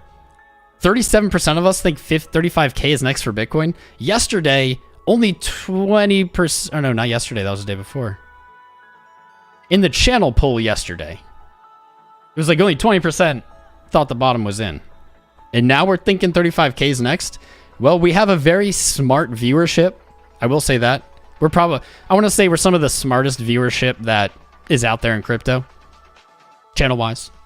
Benjamin Cohen's channel, probably a tie or definitely close. That's a smart, that still makes sense because even up here, this is kind of where we're looking, but even up here, we're still not out of dead cat bounce territory. We're not out of danger. Even all the way up at 35K, we're still very, very much not out of danger. Down here, it's hard to be bullish, but I'm digging that that there's some hype back. I'm digging that we got viewers. That we got some new eyes here. I'm liking the energy. I'm hoping everybody's doing okay. You know what? While we're waiting for these trades, while we're waiting for this long to fill, it's a good time to say this. Let's do like our little mental health stuff for today, guys. Everyone, for the most part, is down. We're all in the same boat. I know I am down. I said it earlier. 6 figures, a good chunk into 6 figures, more than one, since November. We're all down. It's savage. It's savage. You're not alone. We're here with you. This is how crypto is. If you're feeling scared, you're feeling freaked out, it's okay to feel that way. We all go through this. Everyone has the same crypto journey. At the beginning of mine, all those years ago, 6 years ago, I was down 85% or something, maybe more. It did not feel good. I was freaked out. What I did then is I said, what have I been doing wrong? Like at this point, I have to figure this out or else I'm just wrecked, right? I'm down 85%. If I don't figure out what I'm doing wrong, I'm clearly just going to have $0 soon. And so I took a break. which if you're feeling freaked out, if you're feeling euphoric even, if you've been bearish since November and you're feeling euphoric or freaked out because you're underwater, take a break, disconnect from the chart, go do something else. Just go do something else. Get your mind off of it. Bitcoin will be here. Crypto will be here. Trading will be here when you come back. Clear your mind. Come back with a neutral mindset and then make a decision. Don't just in the moment, if you're panicked right now, make a decision. Don't make a decision if you're feeling euphoric right now. Those are almost always, in my experience, I can only speak to my experience. It has 100% of the time been the wrong decision when I have made a decision in the moment when I was feeling emotional. That is why I love limit orders. Limit orders, limit buy, limit sell. Learn about them if you don't know what they are, because they don't allow you to do that. It's literally forcing you to wait. So you see me trade, you'll notice on Phemex, shout out sponsors, you'll notice I'm always here on limit. I'm never here on market. I'm always limit ordering. I'm never market ordering. Limit orders typically will have lower fees. But what they do is, you'll notice I have to wait for things to fill. And so that takes me out of the moment. I'm not in the moment. It's going up, it's going down, it's going up, it's going down. No, I have to look forward into the market and say, here's where I think price is going to go. It doesn't allow you to say, here's where I think price is going to go and I'm going to bet on it now. It allows you to essentially say, in the future, I think it's going to go here. And when it does, I'm going to make a bet on it. So by the time it feels like you've already been correct, I guess. I don't know. We're all here together. We're all down, with the exception, I don't know, gloat away if you're not. If you're killing it on shorts, bravo to you. But we're all here together. It's okay to take a break from crypto if you're overwhelmed. The weather's beautiful outside, at least here. Go enjoy it. Have a great summer. You can come back, set alerts that are real far away. Come back when you get them. Everyone takes breaks. Everyone takes breaks from crypto except for me, because this is what I do full time. I don't have that luxury, but do it for me. Take care of your mental health. Take care of yourself. And also, don't lose all your hobbies. I lost all my hobbies, man. I got to get back in the gym. I've not been in the gym. I haven't been playing video games. Don't lose your hobbies. Don't let crypto become your only hobby. It's a bad tunnel to go down. It's a bad hole. It's hard to get out of. So there's your little mental health note for the day. It's always worth saying, emotional trading is bad trading. Period. All trades should have a plan. That plan should include validation, invalidation, so where you get in, where you get out, and with specific regard to risk management. What are you risking? What you're risking, in my opinion, should never be more than 1% of your total portfolio, ever, any circumstance, period. Those are my little words of wisdom for everyone. I've done this long enough to know that most people are just going to ignore it, and that's fine. It takes time, and honestly, everyone kind of has to learn their own lessons here. But hopefully, at least one of you will learn the lessons without actually having to get wrecked just by hearing them. So, I love you guys. I love crypto. I want everyone to do well. I want people to love crypto too, and that's why I do this. We're here, whether a lot of people are thinking we're in a prolonged bear market now. It's always a possibility. I'm not of that opinion yet. It's going to take a lot. It's going to take a lot for me to be of that opinion. I don't blame you. You're welcome here if you do have that opinion, or if you share my opinion. Very few do. You're welcome here.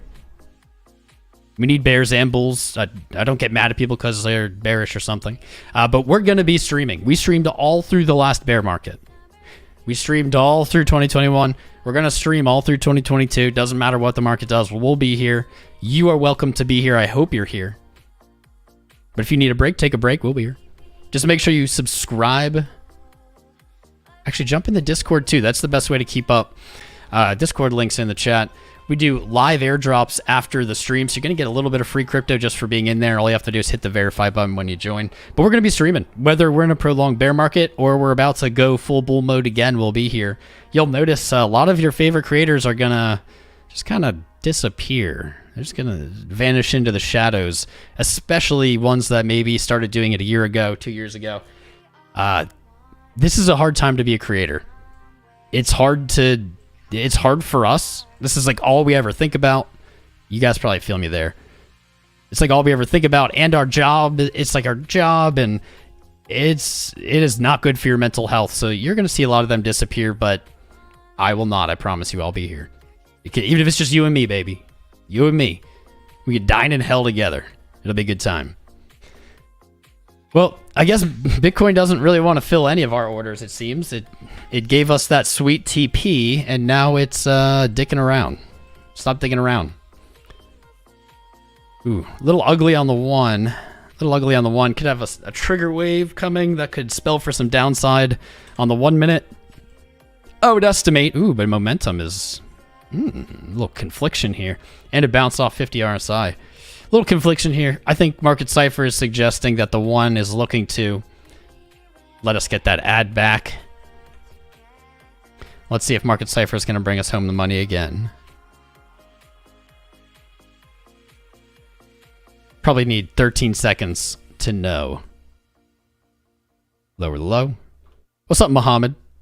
How you doing, Muhammad? Xavier. Garbage Gustav.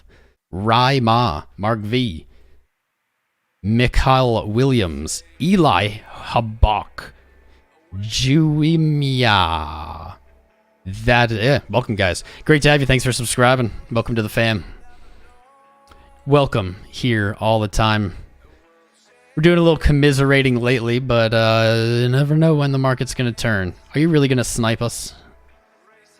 I'm going to move this closer.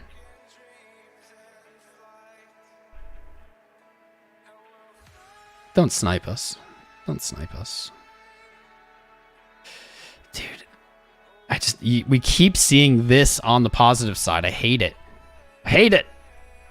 I hate it. It's like you have these big, strong selling periods, and then you finally get a little buying period, and boom, it just sold back off again. Don't like it. Don't like it.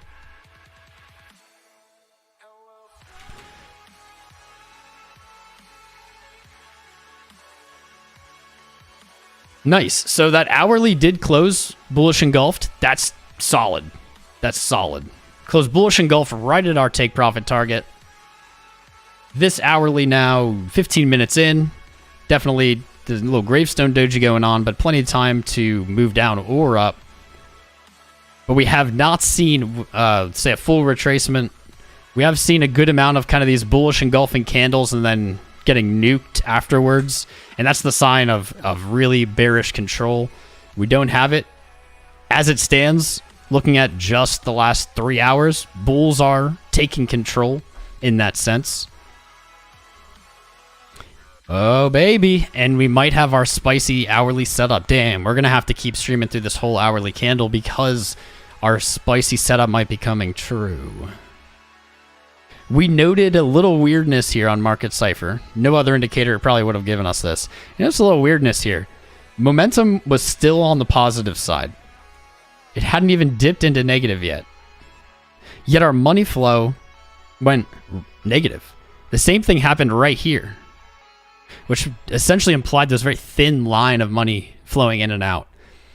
But it's odd to see money flow go from green to red while momentum is up. Okay? Before this hourly closed, we were looking at it and saying, this is a really odd setup. Not really sure how to take it. Our VWAP is a little trending up. Our lower time frames look okay. But we might be getting our spicy setup here. You can see this very brief red money flow that kind of didn't even go red. It's weird. And now it's skipping back up.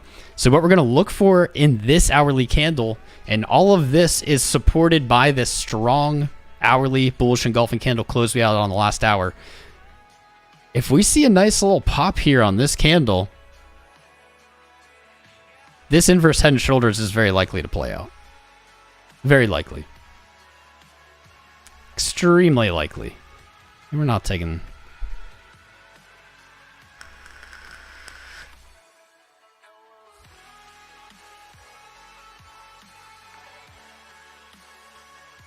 I'm liking it. I'm liking it.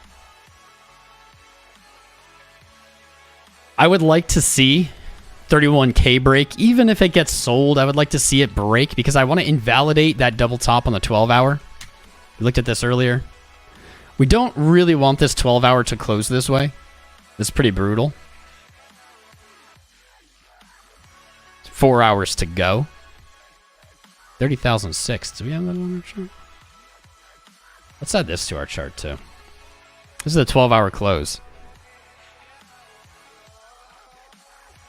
Okay. Might not be a bad, maybe one contract TP target either. 30,006.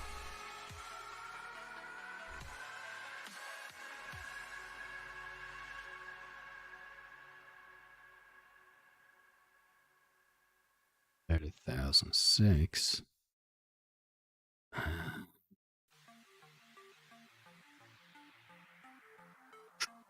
want to see more follow through. Let's go back down to the 1.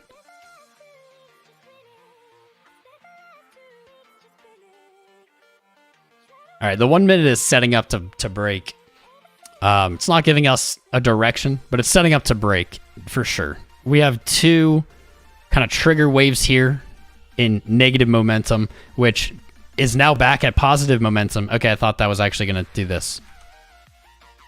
That could be a strong little 1 minute bottom. We might be moving back up. There we go. There we go.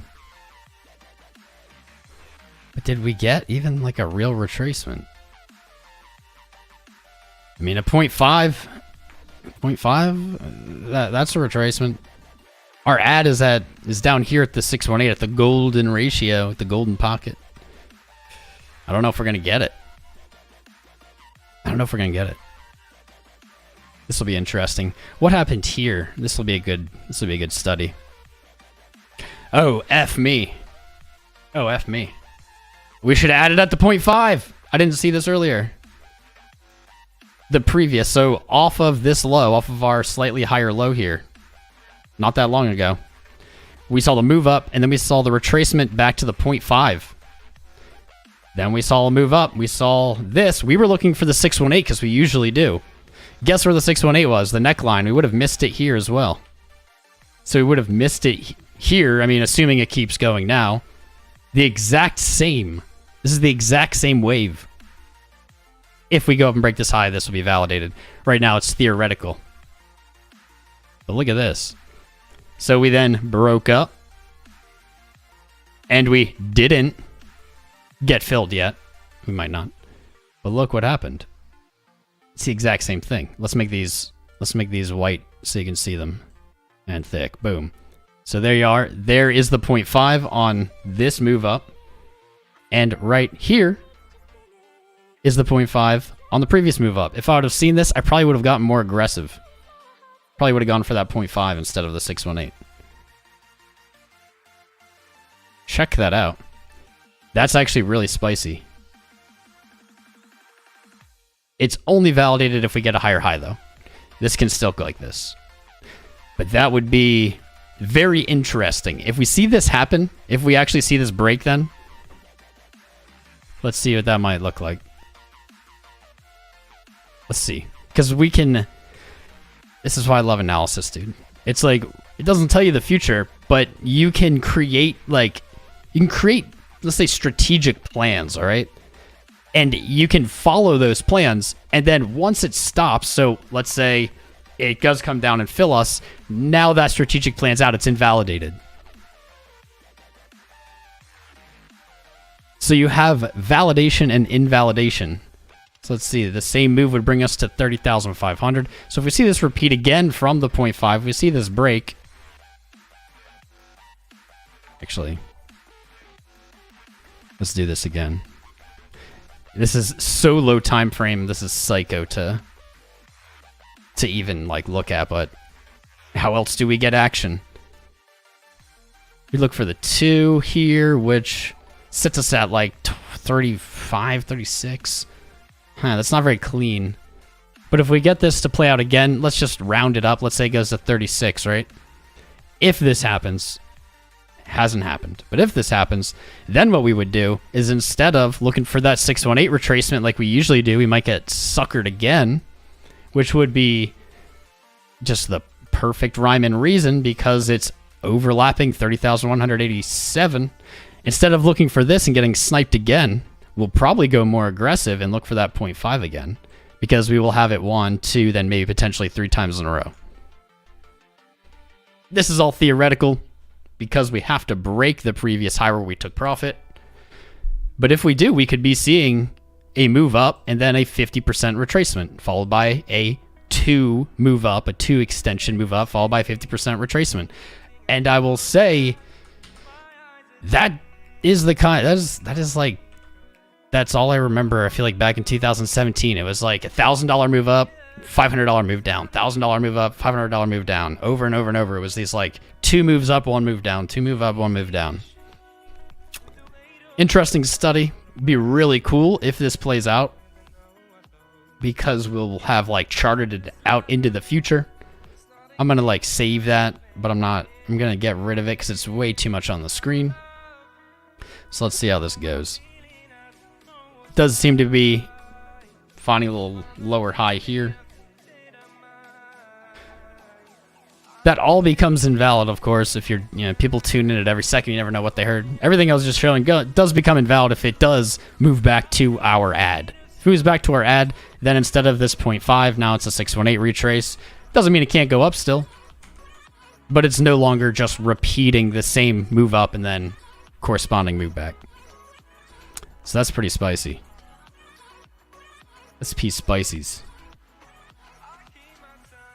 What is going on? Now we have like 800 viewing. What a wild... What happened? I wonder if like one of those big bot streams that have like... They're all scams, by the way. Guys, listen, here's some value while we're waiting for stuff to fill. Here's some huge value. On YouTube, honestly, any platform, there are going to be scams. Yeah, they're scams. There's going to be scams. On YouTube, they're very popular. They're like... What they'll be is you'll see thousands of people watching.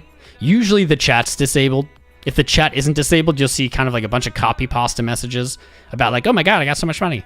Usually the chat's disabled. It'll have like thousands and thousands of viewers. It will look real. Like the name of the channel will be like Elon Musk official or something.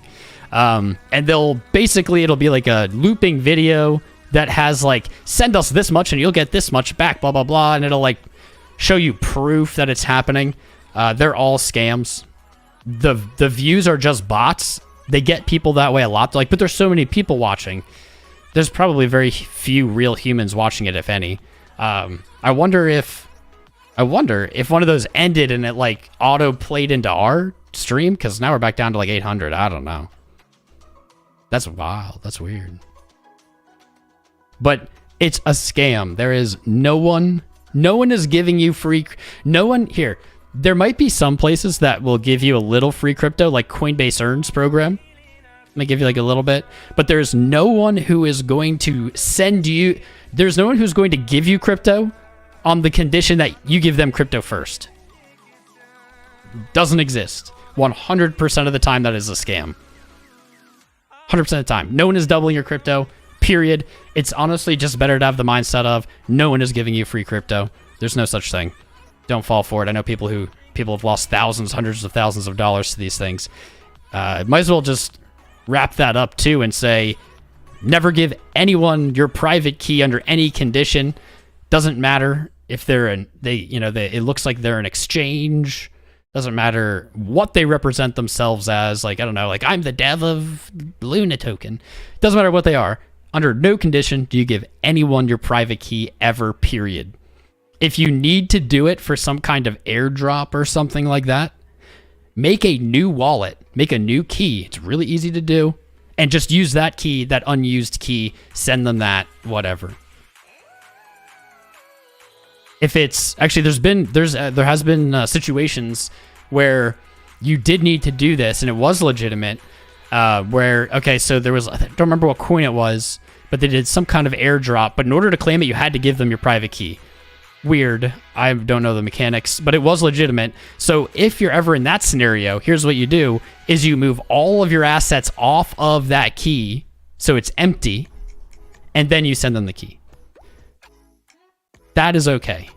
But never, under any circumstance, your private key to anyone in a wallet that has anything, period. It's just, they're just going to take it. We've had 2 nice little learning lessons. That's what we have to do when Bitcoin isn't making mad moves. Let's see, a little trigger wave played out with a lower high, but money flow a higher high. VWAP higher high. The 1 minute is not giving us too much on the signal side. It's not looking incredibly bearish though, which is nice. 5 minute continues to make me confused. The 5 minute looked like it was doing this. Looks like we had a little fake out scenario, but money flow is still kind of moving down. And VWAP is approaching that 0. I do like this kind of bouncing of momentum. It like went to pinch and then it bounced it, rejected it. 15-minute back in positive money flow, but momentum still not positive, still kind of in the negative side. 30 minutes still looking beautiful. We looked at this earlier. This was our hope that we're going to see a move higher on this 30-minute money flow. This could be very bullish. As long as this momentum rolls back up, doesn't even have to break the high, it could do this. As long as it does this and money flow comes up with it, breaks this previous high, we have a nice little 30-minute uptrend. That'll be a solid indicator. We don't have it, but we sniped it early. We saw the potential as our lows did come up and our highs came up on money flow. I want to see VWAP. I want to see VWAP put in a little more work. Momentum waiting now for 3 potential candles. Damn. All right. The 30-minute is super. 30-minute is about to give us a super bullish or super bearish signal. I do not know which one, but it is at an inflection point. Everything we just said, combine that, and now we have RSI right at 50, right at neutral. So we're either going to reject from that 50 RSI, which is going to likely pull price down pretty strongly on a 30-minute time period, or we'll push higher. We'll close this candle above 50. I guess maybe we could do that and close at 50, which would probably just intensify the breakout. But we're going to get a breakout one direction or the other here on the 30-minute, it looks like, from this 50 RSI kind of chilling. I hope it doesn't get rejected. I hope.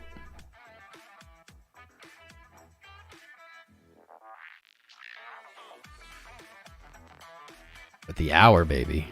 Just a little more upside. A little more upside. Yes. Back to green. Back to green hourly. Let's go. You sniped our TP, or you sniped our entry again. That's fine. Just send it. Let's go. Send it.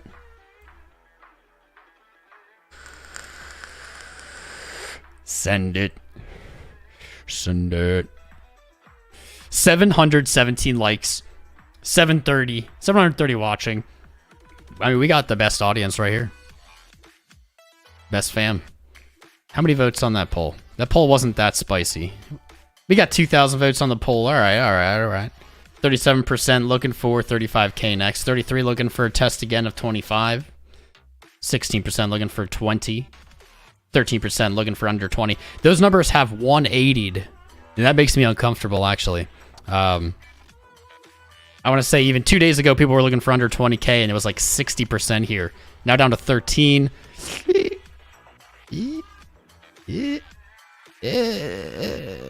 makes me uncomfortable. Are people... Let's check in on Fear and Greed. Has Fear and Greed changed? And if so, when? Where? We're still at 10. Somehow yesterday we were at 12. That makes no effing sense. What? Why? What is wrong with people?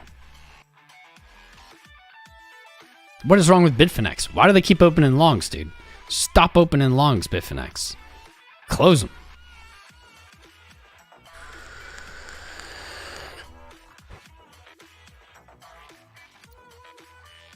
And that was... Okay. So, let me get this straight. Your streams are awesome. You deserve it. Thank you, my friend. The stream is only awesome because I have awesome viewers.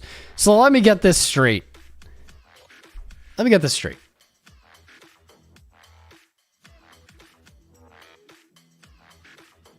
the 10th, we had a 10 Fear and Greed rating. On the 13th, we have a 10 Fear and Greed rating. And on the 11th and 12th, we had a 12. What? So these 2 days, Fear and Greed was 12. Now it's 10.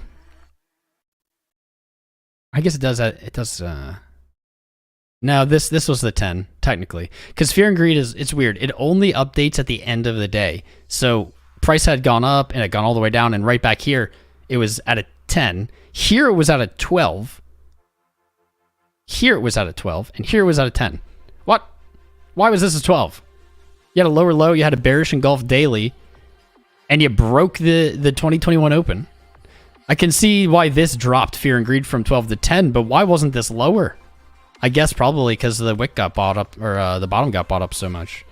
That is weird. That is odd to me. Man, we had such an action-packed start of the stream, and now nothing's filling. It's just chilling. That's just chilling. I'm not going to trade a $100 price range. That's 0.3%. And I think we actually just filled a little. No, we just TP'd here on the way up. I'm not going to add again. I'm not going to add unless we get down to 29.8. But I will TP at 30.3. Man.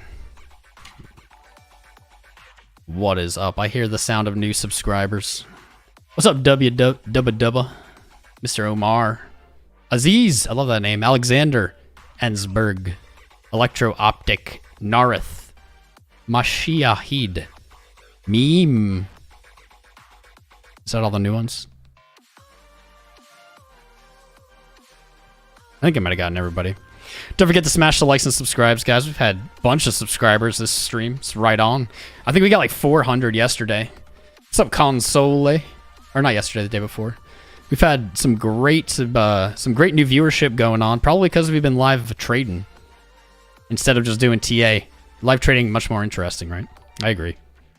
But it's great to have everybody here. We stream here pretty much every day. I share my trades. I share my positions, my stops, my TPs, my losses, my wins. Something that I should probably say every day is, unlike, I don't know, almost every other channel, I'm not afraid to lose. I'm not afraid to share my losses. I don't pretend like I never lose. There is no such thing as a trader that never loses. If anyone ever tells you that they are, or presents themselves as they are, they're one of two people. They're either a scammer or they've only ever traded like once and they won. Those are the only two conditions. Or they're lying. Never mind, there's three. Or they're lying. Everyone loses trades. Be very wary of people who pretend like they don't. Be very wary because they have some agenda. It might be their ego. There's a lot of ego in trading. But be very wary. It is a huge red flag. Huge red flag. Let's look at some stats here. Let's look at some stats going on. Gold is falling on Dixie rallying. Sure, 1800. I don't know if gold's ever going to break 2K. It should. I don't know if it ever will. Here we go. Now we're cooking. This is what we've wanted. This isn't as... this still isn't as exaggerated or as deep as I want. But we're finally on the right side of funding. Yes. Phemex. Negative 0.03% funding right now. That means that shorts are paying longs to open, which it can be translated to shorts are being more aggressive. People are opening shorts more aggressively, and to balance price back to spot, to peg it to spot, shorts now have to pay longs to stay open. That is bullish. OKX minus 0.2, let's say. DYDX neutral. Under neutral, but it's still pretty neutral. FTX pretty neutral. Bybit slightly negative. BitMEX, Deribit, BitGet, well, not BitGet. Bitfinex, Deribit 0. And here is actually what I've wanted and been waiting for, and finally we saw. I don't know what CoinEx is. They recently were added to to CoinGlass. This site is bybt.com or coinglass.com. They've branded. It just has data. They're not selling you anything, but it has a lot of good data. I recommend you use it if you're a trader. They have a lot of like cool stuff. I'm not going to show them too hard because they don't pay me. But hey, CoinGlass out there, sponsor our channel, man. I'll show you. I use you every day. It's just like Phemex. It's just like Market Cipher. They sponsor our channel. I'd use them every day for like years. Colin CoinGlass, man. If anybody knows him, hit him up. They just listed CoinX here as an exchange, and these funding rates were positive, like 0.15 yesterday or 2 days ago. Very, very bad. You want funding to be negative if you're bullish, and you want funding to be positive if you're bearish. Why? That's just how it seems to work. I guess if the market is too zealous long or too zealous short, it gets punished. That's probably the easiest way to explain it. All right, I'm going to do this. I'm going to add an alert right under our low here. I'm going to add an alert right above our high here. And one of them certainly will go off soon. But now we're going to jump away from the Bitcoin chart. We're going to know as soon as anything happens because our alerts are set so tight. We're going to take a look at Max Pain.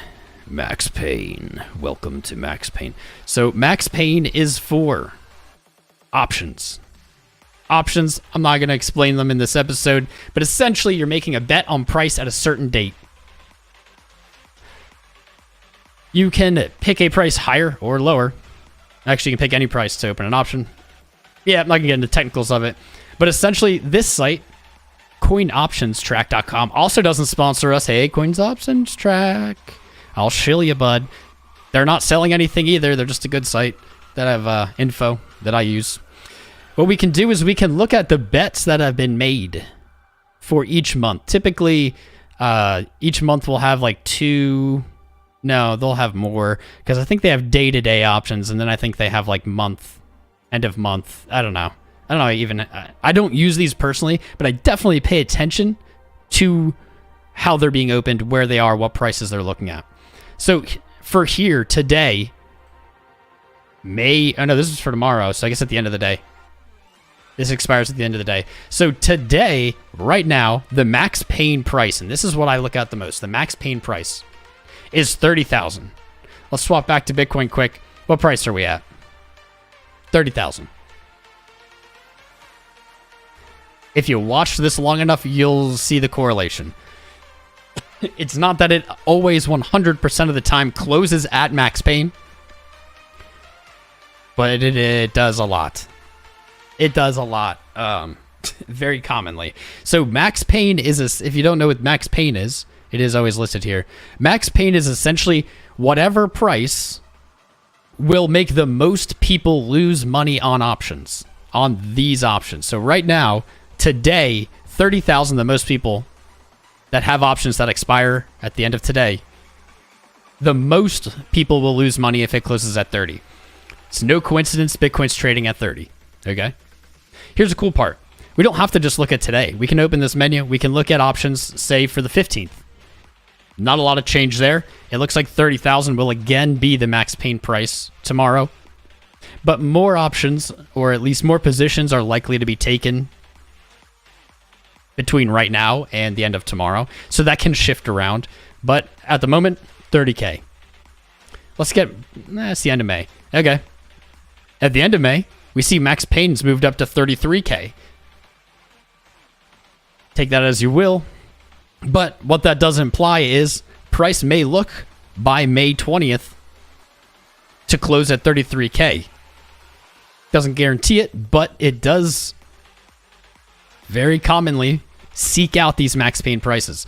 So 33K by the May 20th, May 27th, 36K. So it's not exactly the prices that we pay attention to or that I pay attention to and use. What it is the development. So all of these were really high out there last year. They're all up, and there was some of them were like, I don't know, they were much higher than they were now. They've all dropped down low, and actually, I literally had a moment, I think it was on live stream, where I said, man, I don't really like that these options are so bullish. It kind of implies we're going to need an event that convinces people that it's not going to be. And so we can actually... right here, you can see this candle right here. This is the 20K. You can't see it now, but that's 20,000. Show you again. Biggest candle. There are many people placing bets that Bitcoin is going to trade below 20K. And the more people that place those bets on options, honestly, the more bullish it becomes, in my opinion. That's what we tend to see. It tends to, the more short we are below price, the higher max pain price gets pushed up. And the same is true in the other direction. You can see 60K. The more people are bullish on these options, placing higher bets, that pushes max pain down. We want max pain to come up, so we want options to open bullish. This is all my opinion. June 3rd, 30K. That's not so exciting. So if we just look at max pain, it looks like in the next few days, we'd trade to 33. Into the end of May, we'd see 36. Well, where's our poll? 37% of you saying 35K is next. Max pain would agree with you by the end of the month. But then we go into June. June's back at 30K. Womp. June 24th, 35K. Dang. July, 32K. September, 40K. December, 40K. March of next year, 40K. So the farther you go out, though, with the exception of probably quarterly closes, yearly closes, these aren't going to be like super traded. They're going to have low volume, and that's going to move around a lot by the time that time comes. But if we're looking just at max pain, which is a decent indicator, that means we are looking for a 36K move in May. I'll take it. Certainly isn't making me happy, but I'll take it. There's some more valuable knowledge. Nothing has changed on our chart. Ooh. Nothing has changed on our chart, but with this little trigger wave, we might be having it again on the 1 minute. Let's see a higher move on the 1 minute in on our momentum indicator, and then we can actually put in some upside. So far, though, it's really just sideways. This is why I said down is better than sideways. Nothing is worse than sideways because there's just really no money to be made. When it goes down, it hurts. Your portfolio takes a beating, sucks, gets emotional. But there's money to be made. When it's sideways, you can argue with me that you make money when it's sideways. I'm not going to argue with you. I'm not, okay, sure you do. But there's way less money to be made when the market's sideways. Way less. Man, 12 minutes. When we got that close, we started the stream actually down here. We started this stream down here on the hourly. When we got this close, really was thinking we might see a super spicy next hourly. We do have 12 minutes to go. But man, it's not looking too spicy, is it? We haven't broken our 30-minute low. That's okay. Momentum on the 30 is still waning on the sell side. And building on the 15-minute. I see a potential. I wouldn't be betting up right now if we didn't have our inverse head and shoulder set up. So this is the only real reason at this moment that I'm long. I would honestly prefer to be short.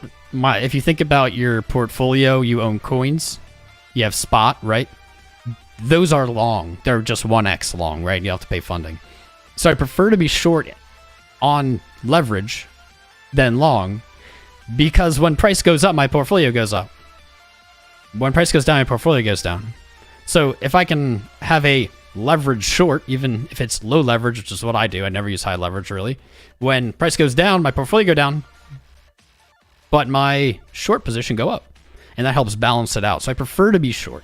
And typically shorts get funded. Typically shorts are being paid to stay open. So I would prefer to be short, typically, on leverage, when I'm leverage trading. But we have a beautiful pattern. And we even have the validation of that pattern. And now we're looking for the corresponding upside move. Or the invalidation of that pattern down here. Where we're going to say, well, we were wrong. Let's lick our wounds and try again another day. This is it, though. If we didn't have this beautiful inverse head and shoulders, I think it's even on the hourly. It's on the hourly. If we didn't have this, I wouldn't be long. I'd probably be looking to short. But this is too perfect. It's too beautiful. You have a beautiful neckline here on the hourly. You don't get that commonly. don't get that commonly. I am a little weary that we're going to see a bigger Head and Shoulders play out like this. I am a little weary of that. But I think it's worth a play. It's at least good streaming content, right? How are we on the 1 minute and it's like not even moving? Do we really have to like go down to the seconds? There we go. Now we're freaking trading. Now we're trading some spice. This chart is now set to 5-second candles. And I would not recommend it.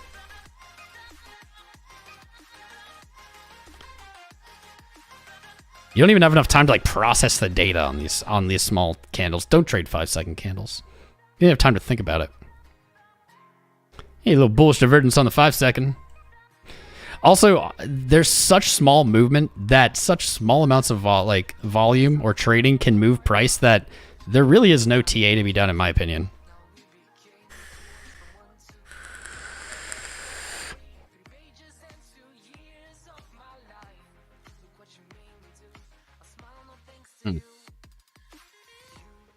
Our lows are coming down. Our highs are coming down. Our lows are kind of flat. I don't really like that. I don't really like that pattern. Although that happened here as well. Until it moved up and then found support. Huh.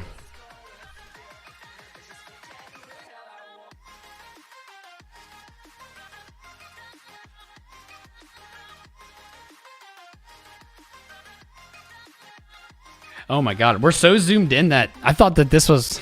We're so zoomed in that we're not even like... we're not even close to seeing like any of the positions. Okay. Maybe the 5-second is not for us. There we go. Nope, still too much. Alright, 1 minute it is. I want to be able to see all our position. Man, this is some non-spice dudes. Sorry, I thought we were going to get more spice. I mean, we had a sweet ad, we had a sweet TP. It looked like we were going to get a sweet re-ad, maybe like another sweet TP, but man, this hourly candle is not performing. It's not performing. It's not performing. It's hanging out at the 50 RSI level, very indecisioned. Momentum right down here at 0. I mean, you got the VWAP moving up, which is nice. You have positive money flow. Barely. Huh. At least we did get this spicy candle.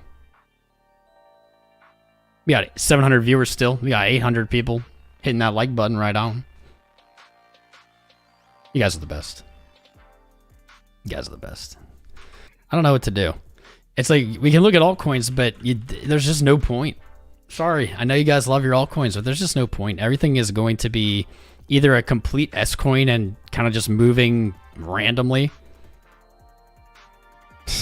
The whole market cap of... Actually, that's kind of wild. Luna is trading at 9,000ths of a cent, yet the market cap is still 600 million? What? I don't think it's... Is it even being traded anywhere?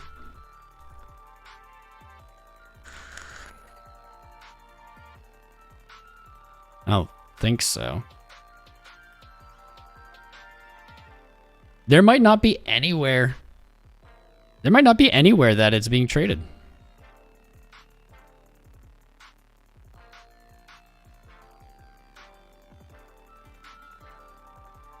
Oh, it's still trading on Binance.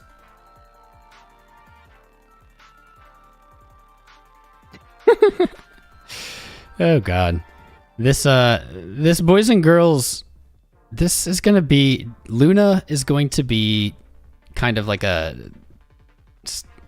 life lesson for a lot of new crypto investors.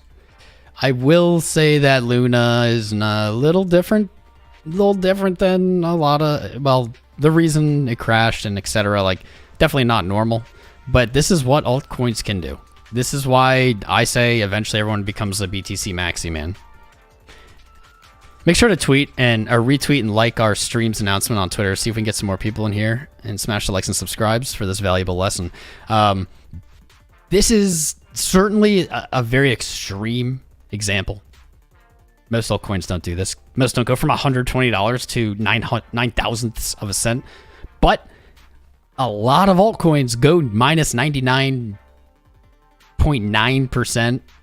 This is like 99.99999%. This is why I say everyone eventually becomes a Bitcoin maximalist. And I say that kind of as a joke, but also there's some reality. You don't have to be a maximalist, but everyone that's in the space long enough sees why you want Bitcoin to be a part of your portfolio. And I would say why it should be at least half of your portfolio, because altcoins just have so much more volatility. You want some. I'm a Bitcoin maximalist, and I still say you want some altcoins in. You want some altcoin exposure. Close. Screw you. You won't even like let me look at it. Close. But yeah, you will.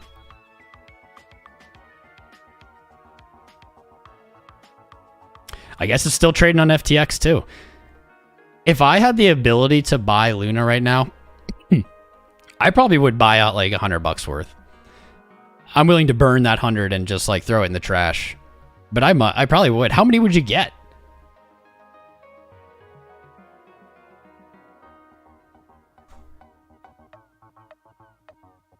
Would you really get 1.5 million Luna right now for $100? I mean, that 1.5 million Luna is likely to be worth $0. I mean, that's like the probabilistic side of that bet. But if it doesn't, I would trade $100 for 1.4 million Luna. Anybody have 1.4 million Luna they want to sell me? I don't have access to I don't have a Binance account anymore. FTX won't let me buy it. They KYC'd me. They know. I don't have a way of getting it. Which sucks. I mean, it doesn't really suck. What it really is now I'm not going to lose that $100. But I would do it at 1.5. Just to say I have 1.5 million Luna. Yeah, I'd do it. I don't think... That doesn't mean you should do it. Doesn't mean I'm recommending you do it. But I would do it. I would light a $100 bill on fire live on stream for views. If I thought that would actually get me views. So I'd put $100 into Luna. I think that would get some views. Buy it. Yep.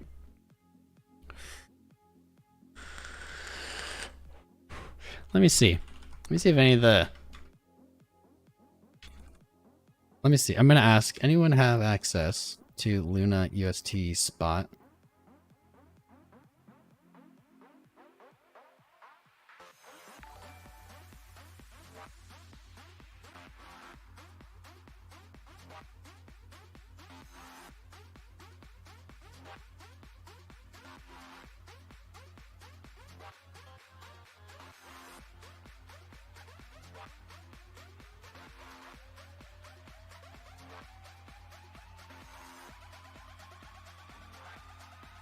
Let's see. Let's see if any of my buddies have those markets. If any of my buddies have those markets, I will send them the $100 and it will just YOLO.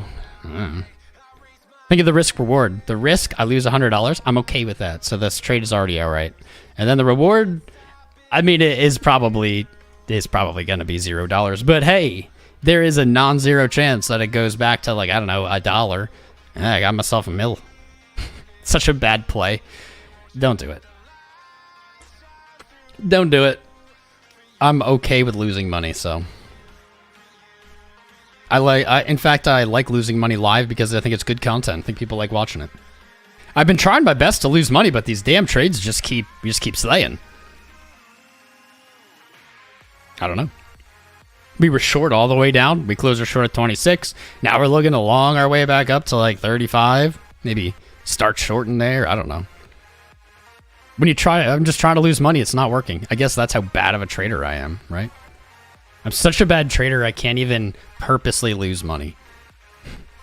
That's a funny statement. That is a different chart. Oop. Crap. Euro chilling. What a beautiful day of trading, the 9th.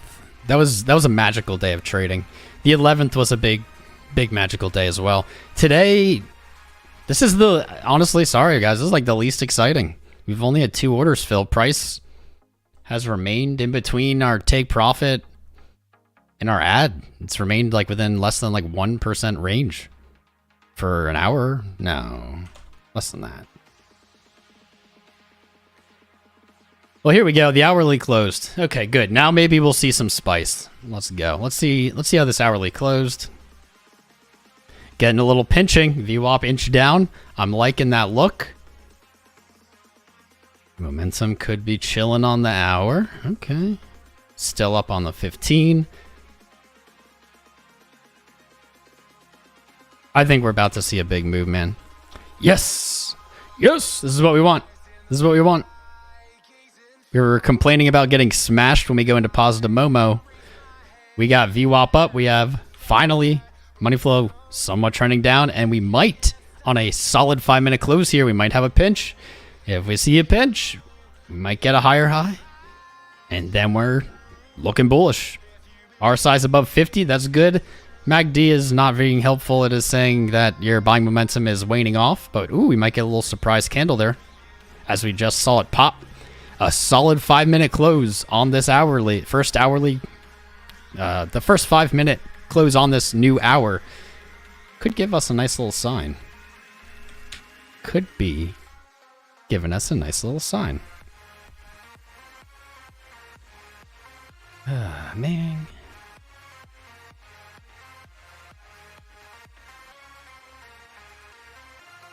Let's go. Let's go. Let's go. Shiba will explode, says someone. Huge catalyst coming. What's the catalyst, bruh? Share. Spill the beans. Spill the alpha. While you're spilling the alpha and the beans, smash the likes and subscribe buttons. 3 minutes until we... In 3 minutes, I think I'll know how the rest of the stream will go. I'll have a good idea.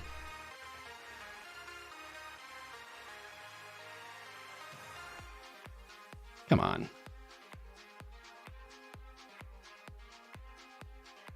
Smash the likes and subscribes.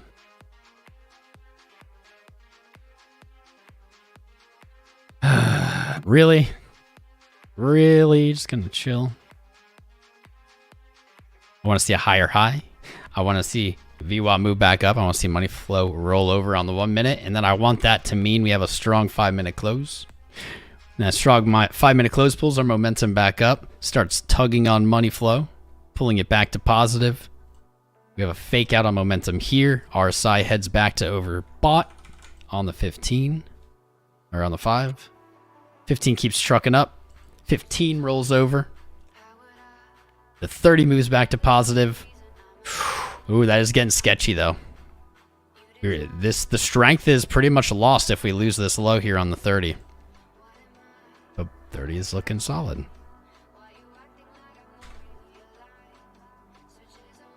Ooh, not great.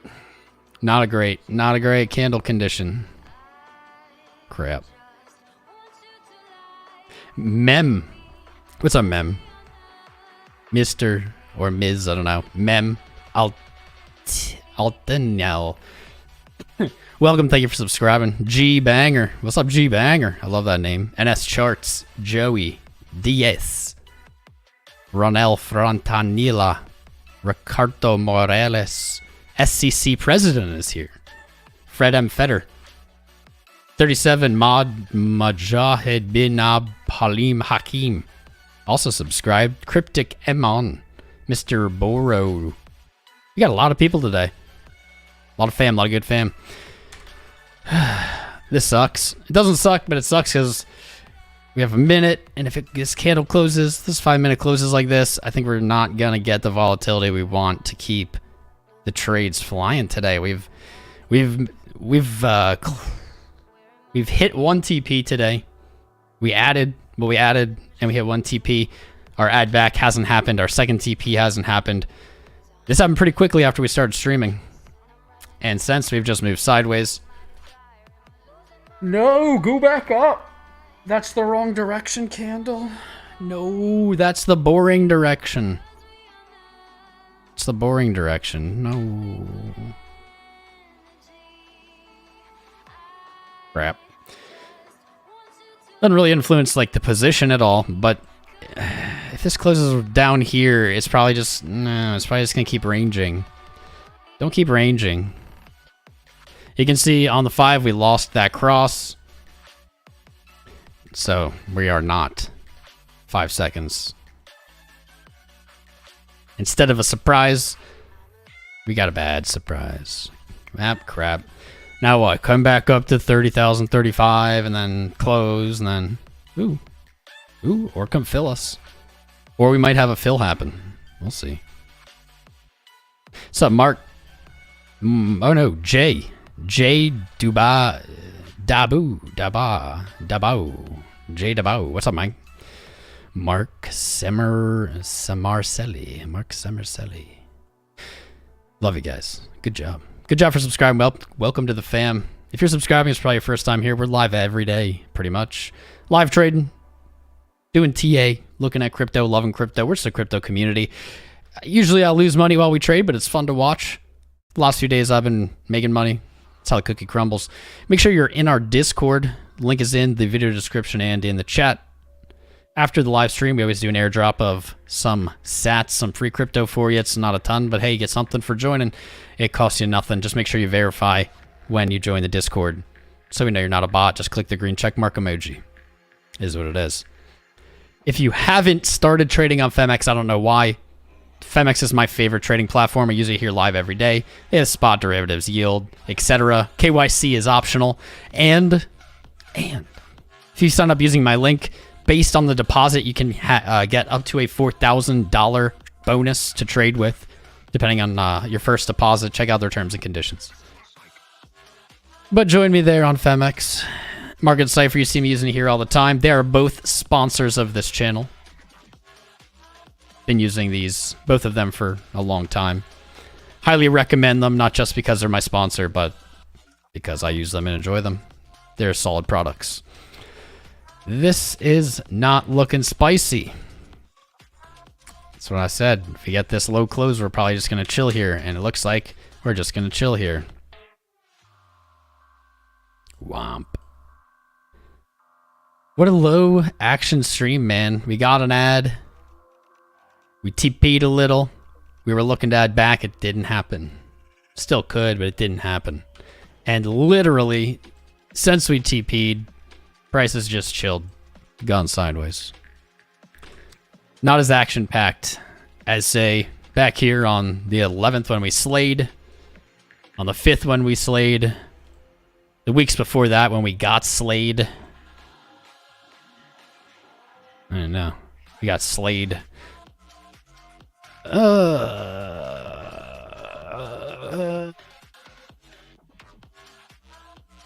Got an alert. Maybe we did just get a fill. Maybe I'm being a whiny biznatch.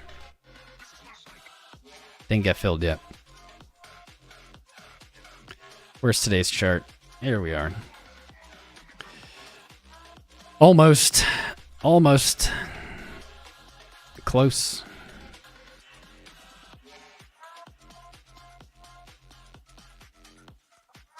Boring town. Still not back at a 618 retrace.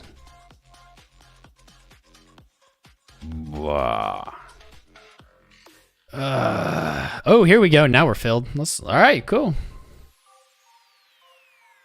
Let's just say add.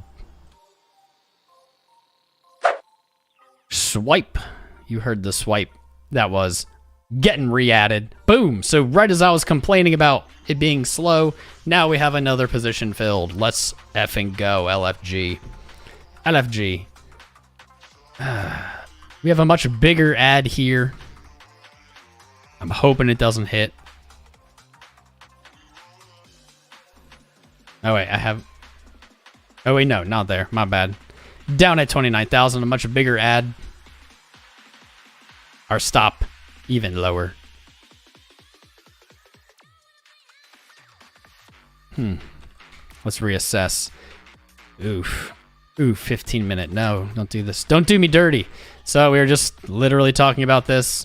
30-minute. We do have a rejection off that 50 RSI line.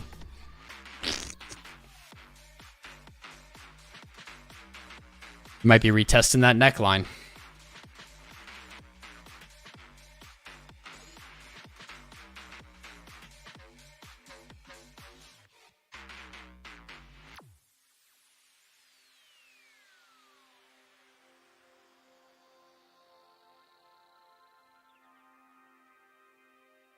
Might be. 45-minute, though, looks weirdly bullish. Closes in 5 minutes. Looks weirdly bullish. This inside candle here. But more so just the waning momentum. A momentum oscillator. It looks to pinch, and VWAP is right there at 0. And money flow is gorgeous. Weird. Weird how... It's just weird. The 45 minutes looking very nice. You'd have to bearish engulf to get back to the 618.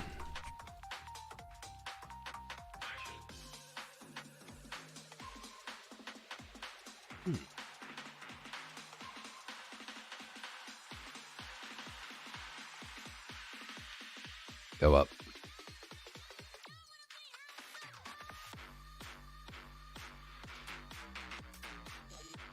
Okay. So far so good. So far, so good. There we go. Our ad has added. Candle is green.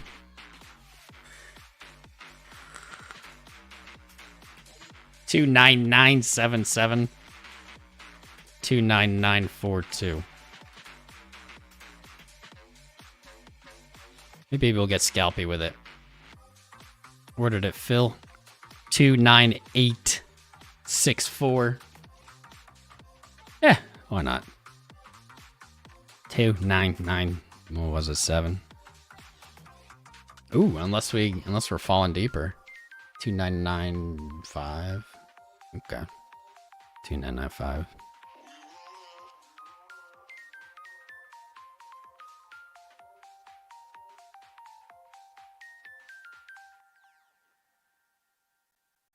$299.50. Let's do $299.49. We'll look to TP that just because we want some spice, man. And what? Maybe we'll even make this a bigger TP. Let's make it a bigger TP. Let's take like 3.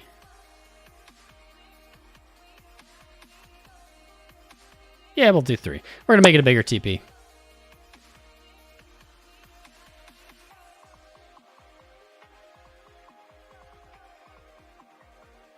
We're going to look to take a bigger TP just to make spicy. So we added. Now we're going to look to drop it again.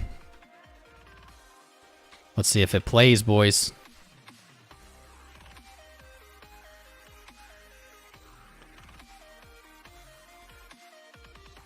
Does it play? Does it play?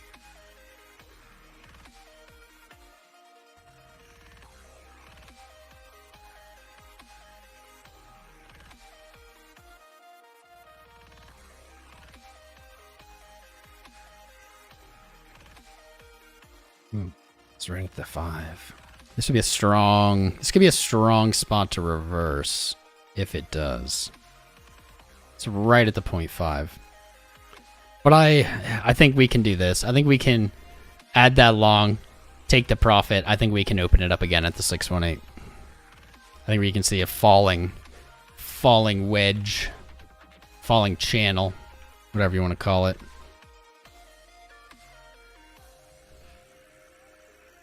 We'll see if we get it. Come on.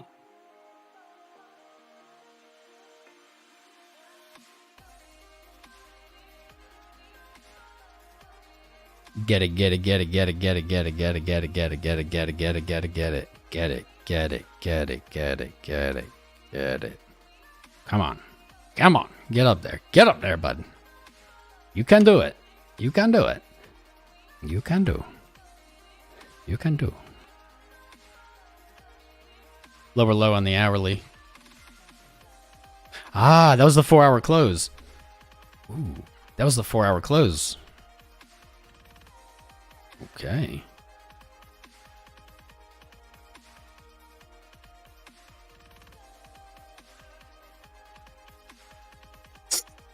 Oh my god. If the 4 hour, if this 4 hour candle gets rejected, holy shizzle, is that bad? Money flow roughly equal. Actually, you can see this red dotted line here. I'm going to change it. You can change anything you want on Market Cipher. And actually, it's true of any indicator. You can change anything you want. I'm going to change... Blue wave up now. Money flow.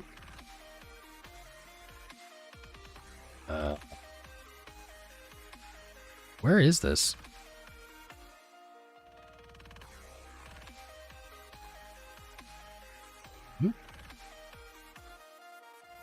Where is this thing? I'm looking for current. Should be red. Why can I not find it now?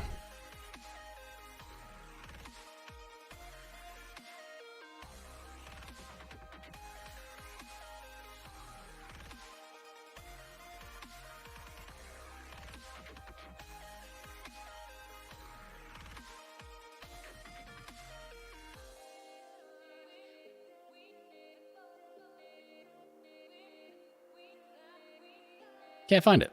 It has to be here, though. It has to be like current. Should be a broken line. Price line? Yeah, it's the price line. I won't let me make it solid. I'll have to figure that out. Well, you can see this. All right, this is the price line. This is where the money flows. You can see it's very, very close. Very, very, very close. We want to see this come up. We want to see it break that. The problem is, if we get hammered on this 4 hour candle, momentum just is being completely rejected from a very deep a whole week swing of negative. If we get hammered here, we ain't getting that low. We're going lower.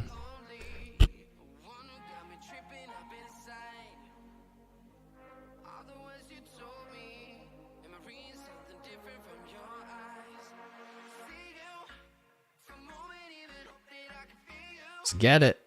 Let's get it.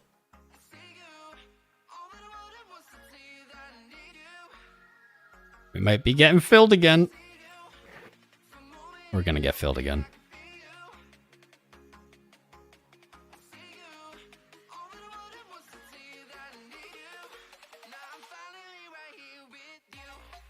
$49. Why did I go with 49 instead of 44? I always go with 44.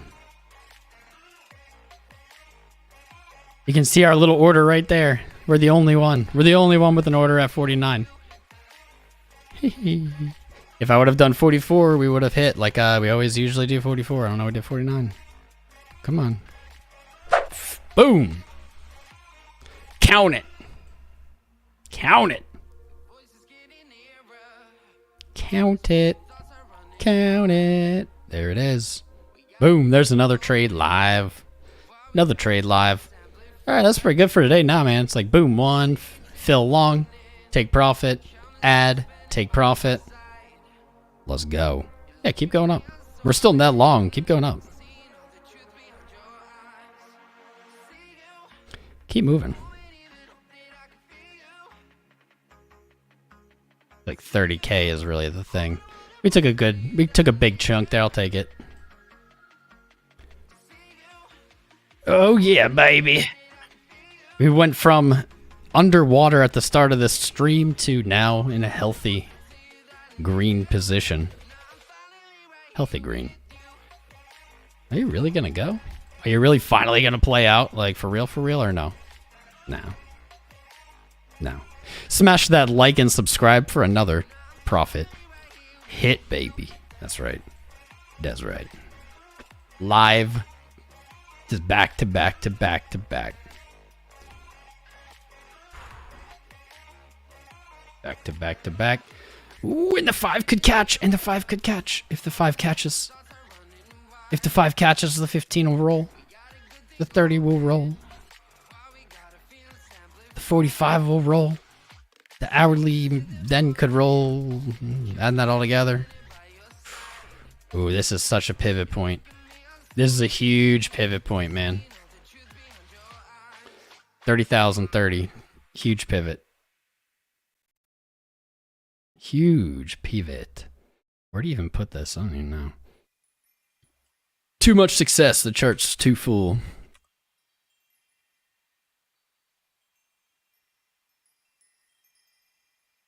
There it is. There she is. And then let's do this. All right, if you don't run, then we're looking, boom, right there at the neckline. Right there at the neckline. Let's go. Right there at the neckline. Let's do it. 2 measured move. Could find support at this consolidation at the 1618. I want to bet on that neckline though. I like that neckline. Should we put all of our winnings back at the neckline? We already have a fat position there, but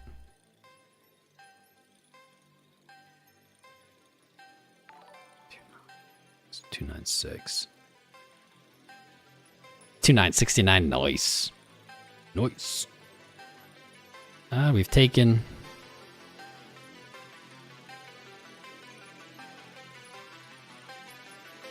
one. So we added one, took 3. We'll add them back.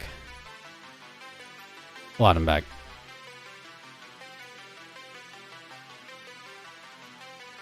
Plus, that's under our average. Nice.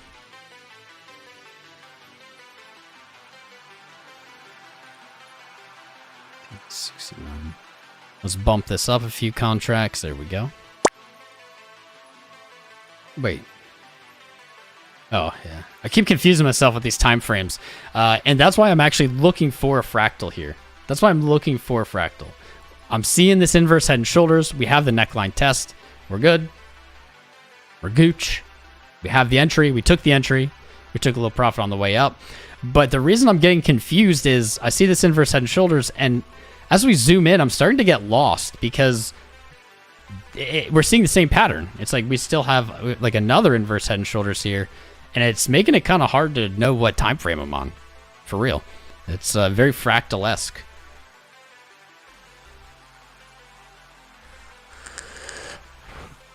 I want to add one back. Dude, I'm such an addict. Let's just do it. Let's just do it. Let's add one back. Let's add one back like right here. I know, it's stupid. It's a bad choice. We failed 29949, so let's do 2298. 8. I'd already touched it. What was the low?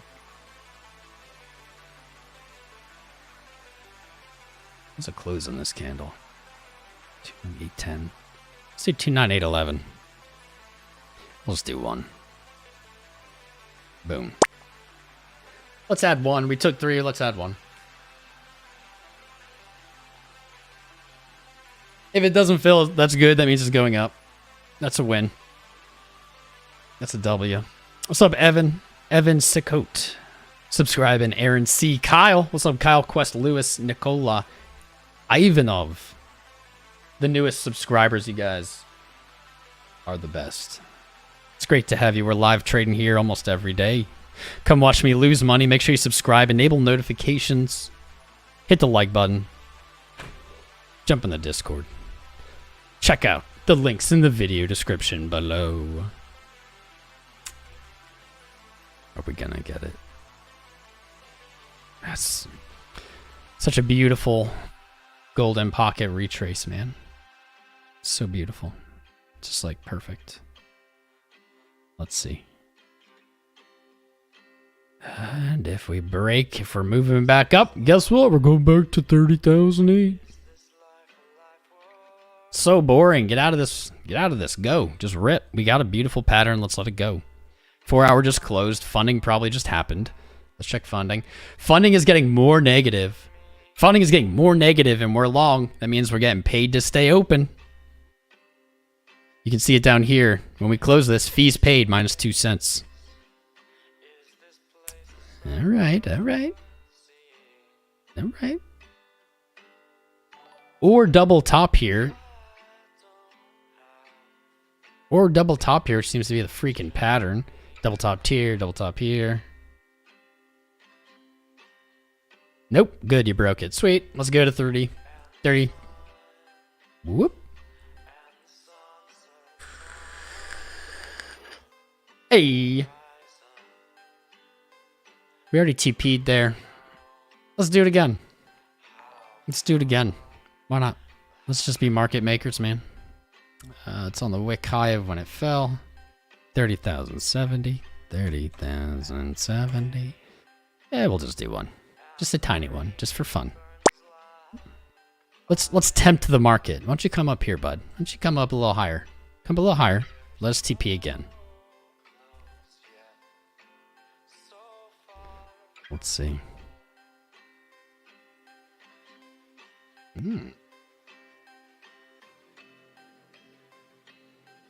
Go on.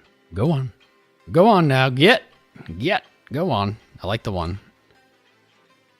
I like this. I like the little trigger wave potential here. If the 5-minute moves up really anymore, we're going to see the opposite of what we've been seeing, which is bears and bulls taking turns. But when the bulls turn happens, bears are selling really hard into it. We might be seeing the opposite here if we get a nice 5-minute after this. As momentum moved into the bear territory, if it gets pushed right back out by the bulls, that can show some strength and some further upside. That's certainly going to look to test that 30 then. Oh, but you're just going to screw me. Are you just going to screw me?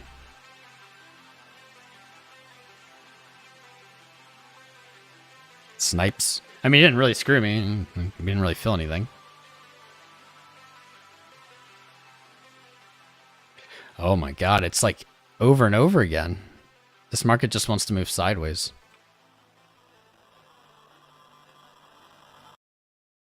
Look at it. Look, come down, close a 1-minute candle right at our last TP.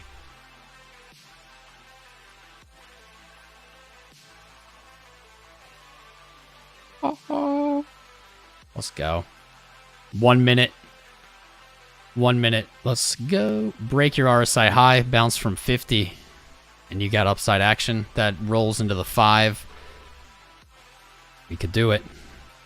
Noah Mick Mahone was on my Wowka 87. Emiliano Magnoni. I don't know. Magnoni. Italian, maybe? Great name. Welcome. Welcome. Good to have everybody. Keep smashing the likes. Keep smashing the subscribes.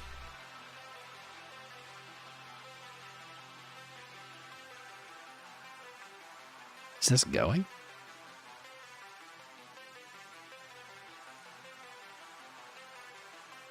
Oh, perfect retrace.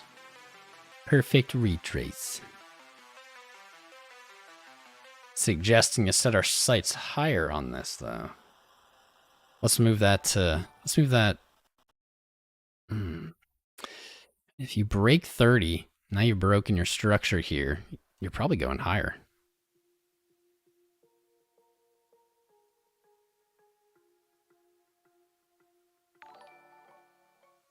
Ooh, they just keep rolling in. What's up, Daniel Hood? Marcusio.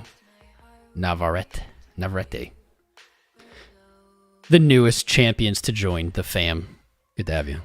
Good to have you. We're here live all the time. Hope you tune in again.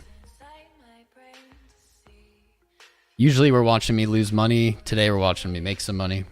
It goes both ways. It goes both ways. If you're not following me on Twitter, you probably should. It's mostly shit posting, I'll be real, but it's good shit posting.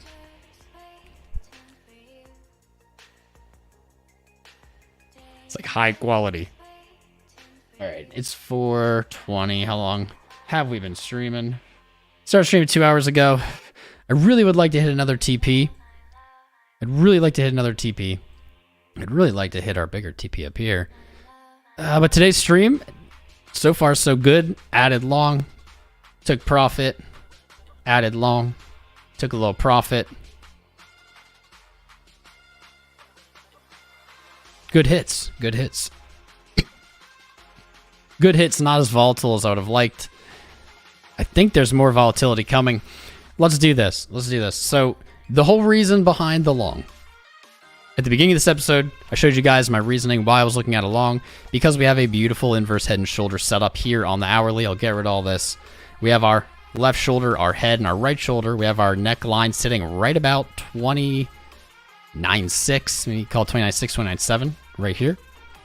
We back tested that neckline, and we have a bullish engulfing hourly off of it. That was our tip off. That was our entry tip off, so we went long.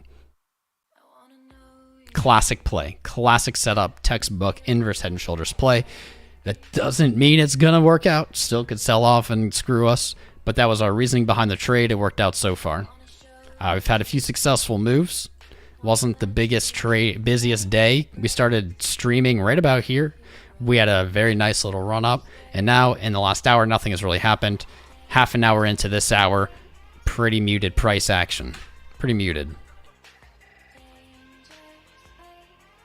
Pretty muted.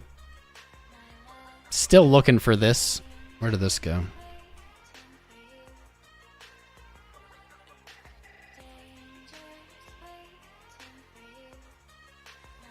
There we go. Still looking for this. I don't even remember if I have a TP set there, though. Anymore. 30,000, did we? We put another one there. We're tempting the market. We're tempting the market. Come get us. Come get us. Find me. At me. Close above a descending trend. Not bad.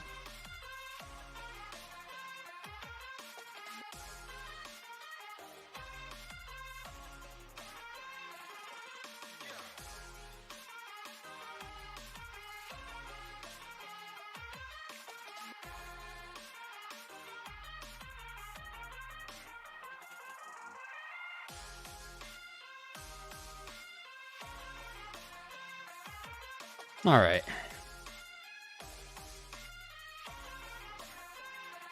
There we go. That's what we were. Yeah, that's what we were hoping for. We were hoping to see this 5-minute negative momentum get hammered, and we did. It already moved back to positive. We have VWAP still trending up. The 5-minute is looking. It's looking like it wants to go give us that second profit take.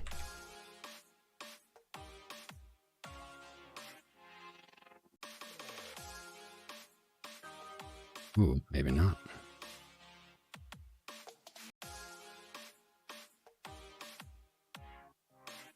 Nine. Get it. Get it. With almost 1,000 likes on the live stream, with 650 watching, with so many awesome people joining us today in our fam. It's great to have it. If you're worried we're in a bear market and it's going to be a long time of boring, now's the time to hone your skills in, learn to trade, learn to invest. They are different things. Now's the time.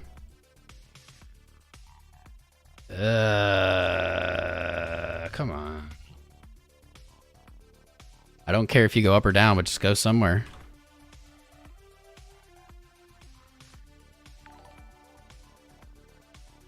Bandy. TS. What's up, man? The Too Late Seller. That's a very relatable name. Good to have you. Are you really? You really gonna do this? All right. All right. Well, we've been live for like 2.5 hours, 3 hours. 3 hours. Holy shit. Usually, all right, this is a long stream. I promised myself I wouldn't burn myself out again today. I promised myself. So you know what that means. Jump in the Discord. Post-stream, we're going to do an airdrop if you're in there. You don't have to do anything. You'll be a part of it. You'll get a few free... I'll probably do Ethereum today. Little GUIs. You get a few free GUIs. No purchase necessary. You actually don't do anything. All you have to do is join the Discord. Click the verify button when you do. Check out our sponsors. Market Cipher, you see me using it here all the time. You see me slaying trades with it all the time. It is a very powerful trading tool. I personally do recommend it, and I have even before they were our sponsors. You see me trading on Phemex. Phemex, I specifically like Phemex because they have negative fees for limit orders, and I love limit orders, so I get paid just to have fills happen. Check them out. Sign up using my link. There's up to a $4,000 deposit bonus depending on how much your initial deposit is for trading there. Use my link. Shout out to our sponsors. Get in the Discord. Make sure you're liked and subscribed. And we're going to wrap this stream up for today. And you know what's going to happen? Bitcoin's going to move crazily as soon as I hit end stream, as it does every time. That's life. Love you guys. Thanks for watching. We'll be live again probably tomorrow.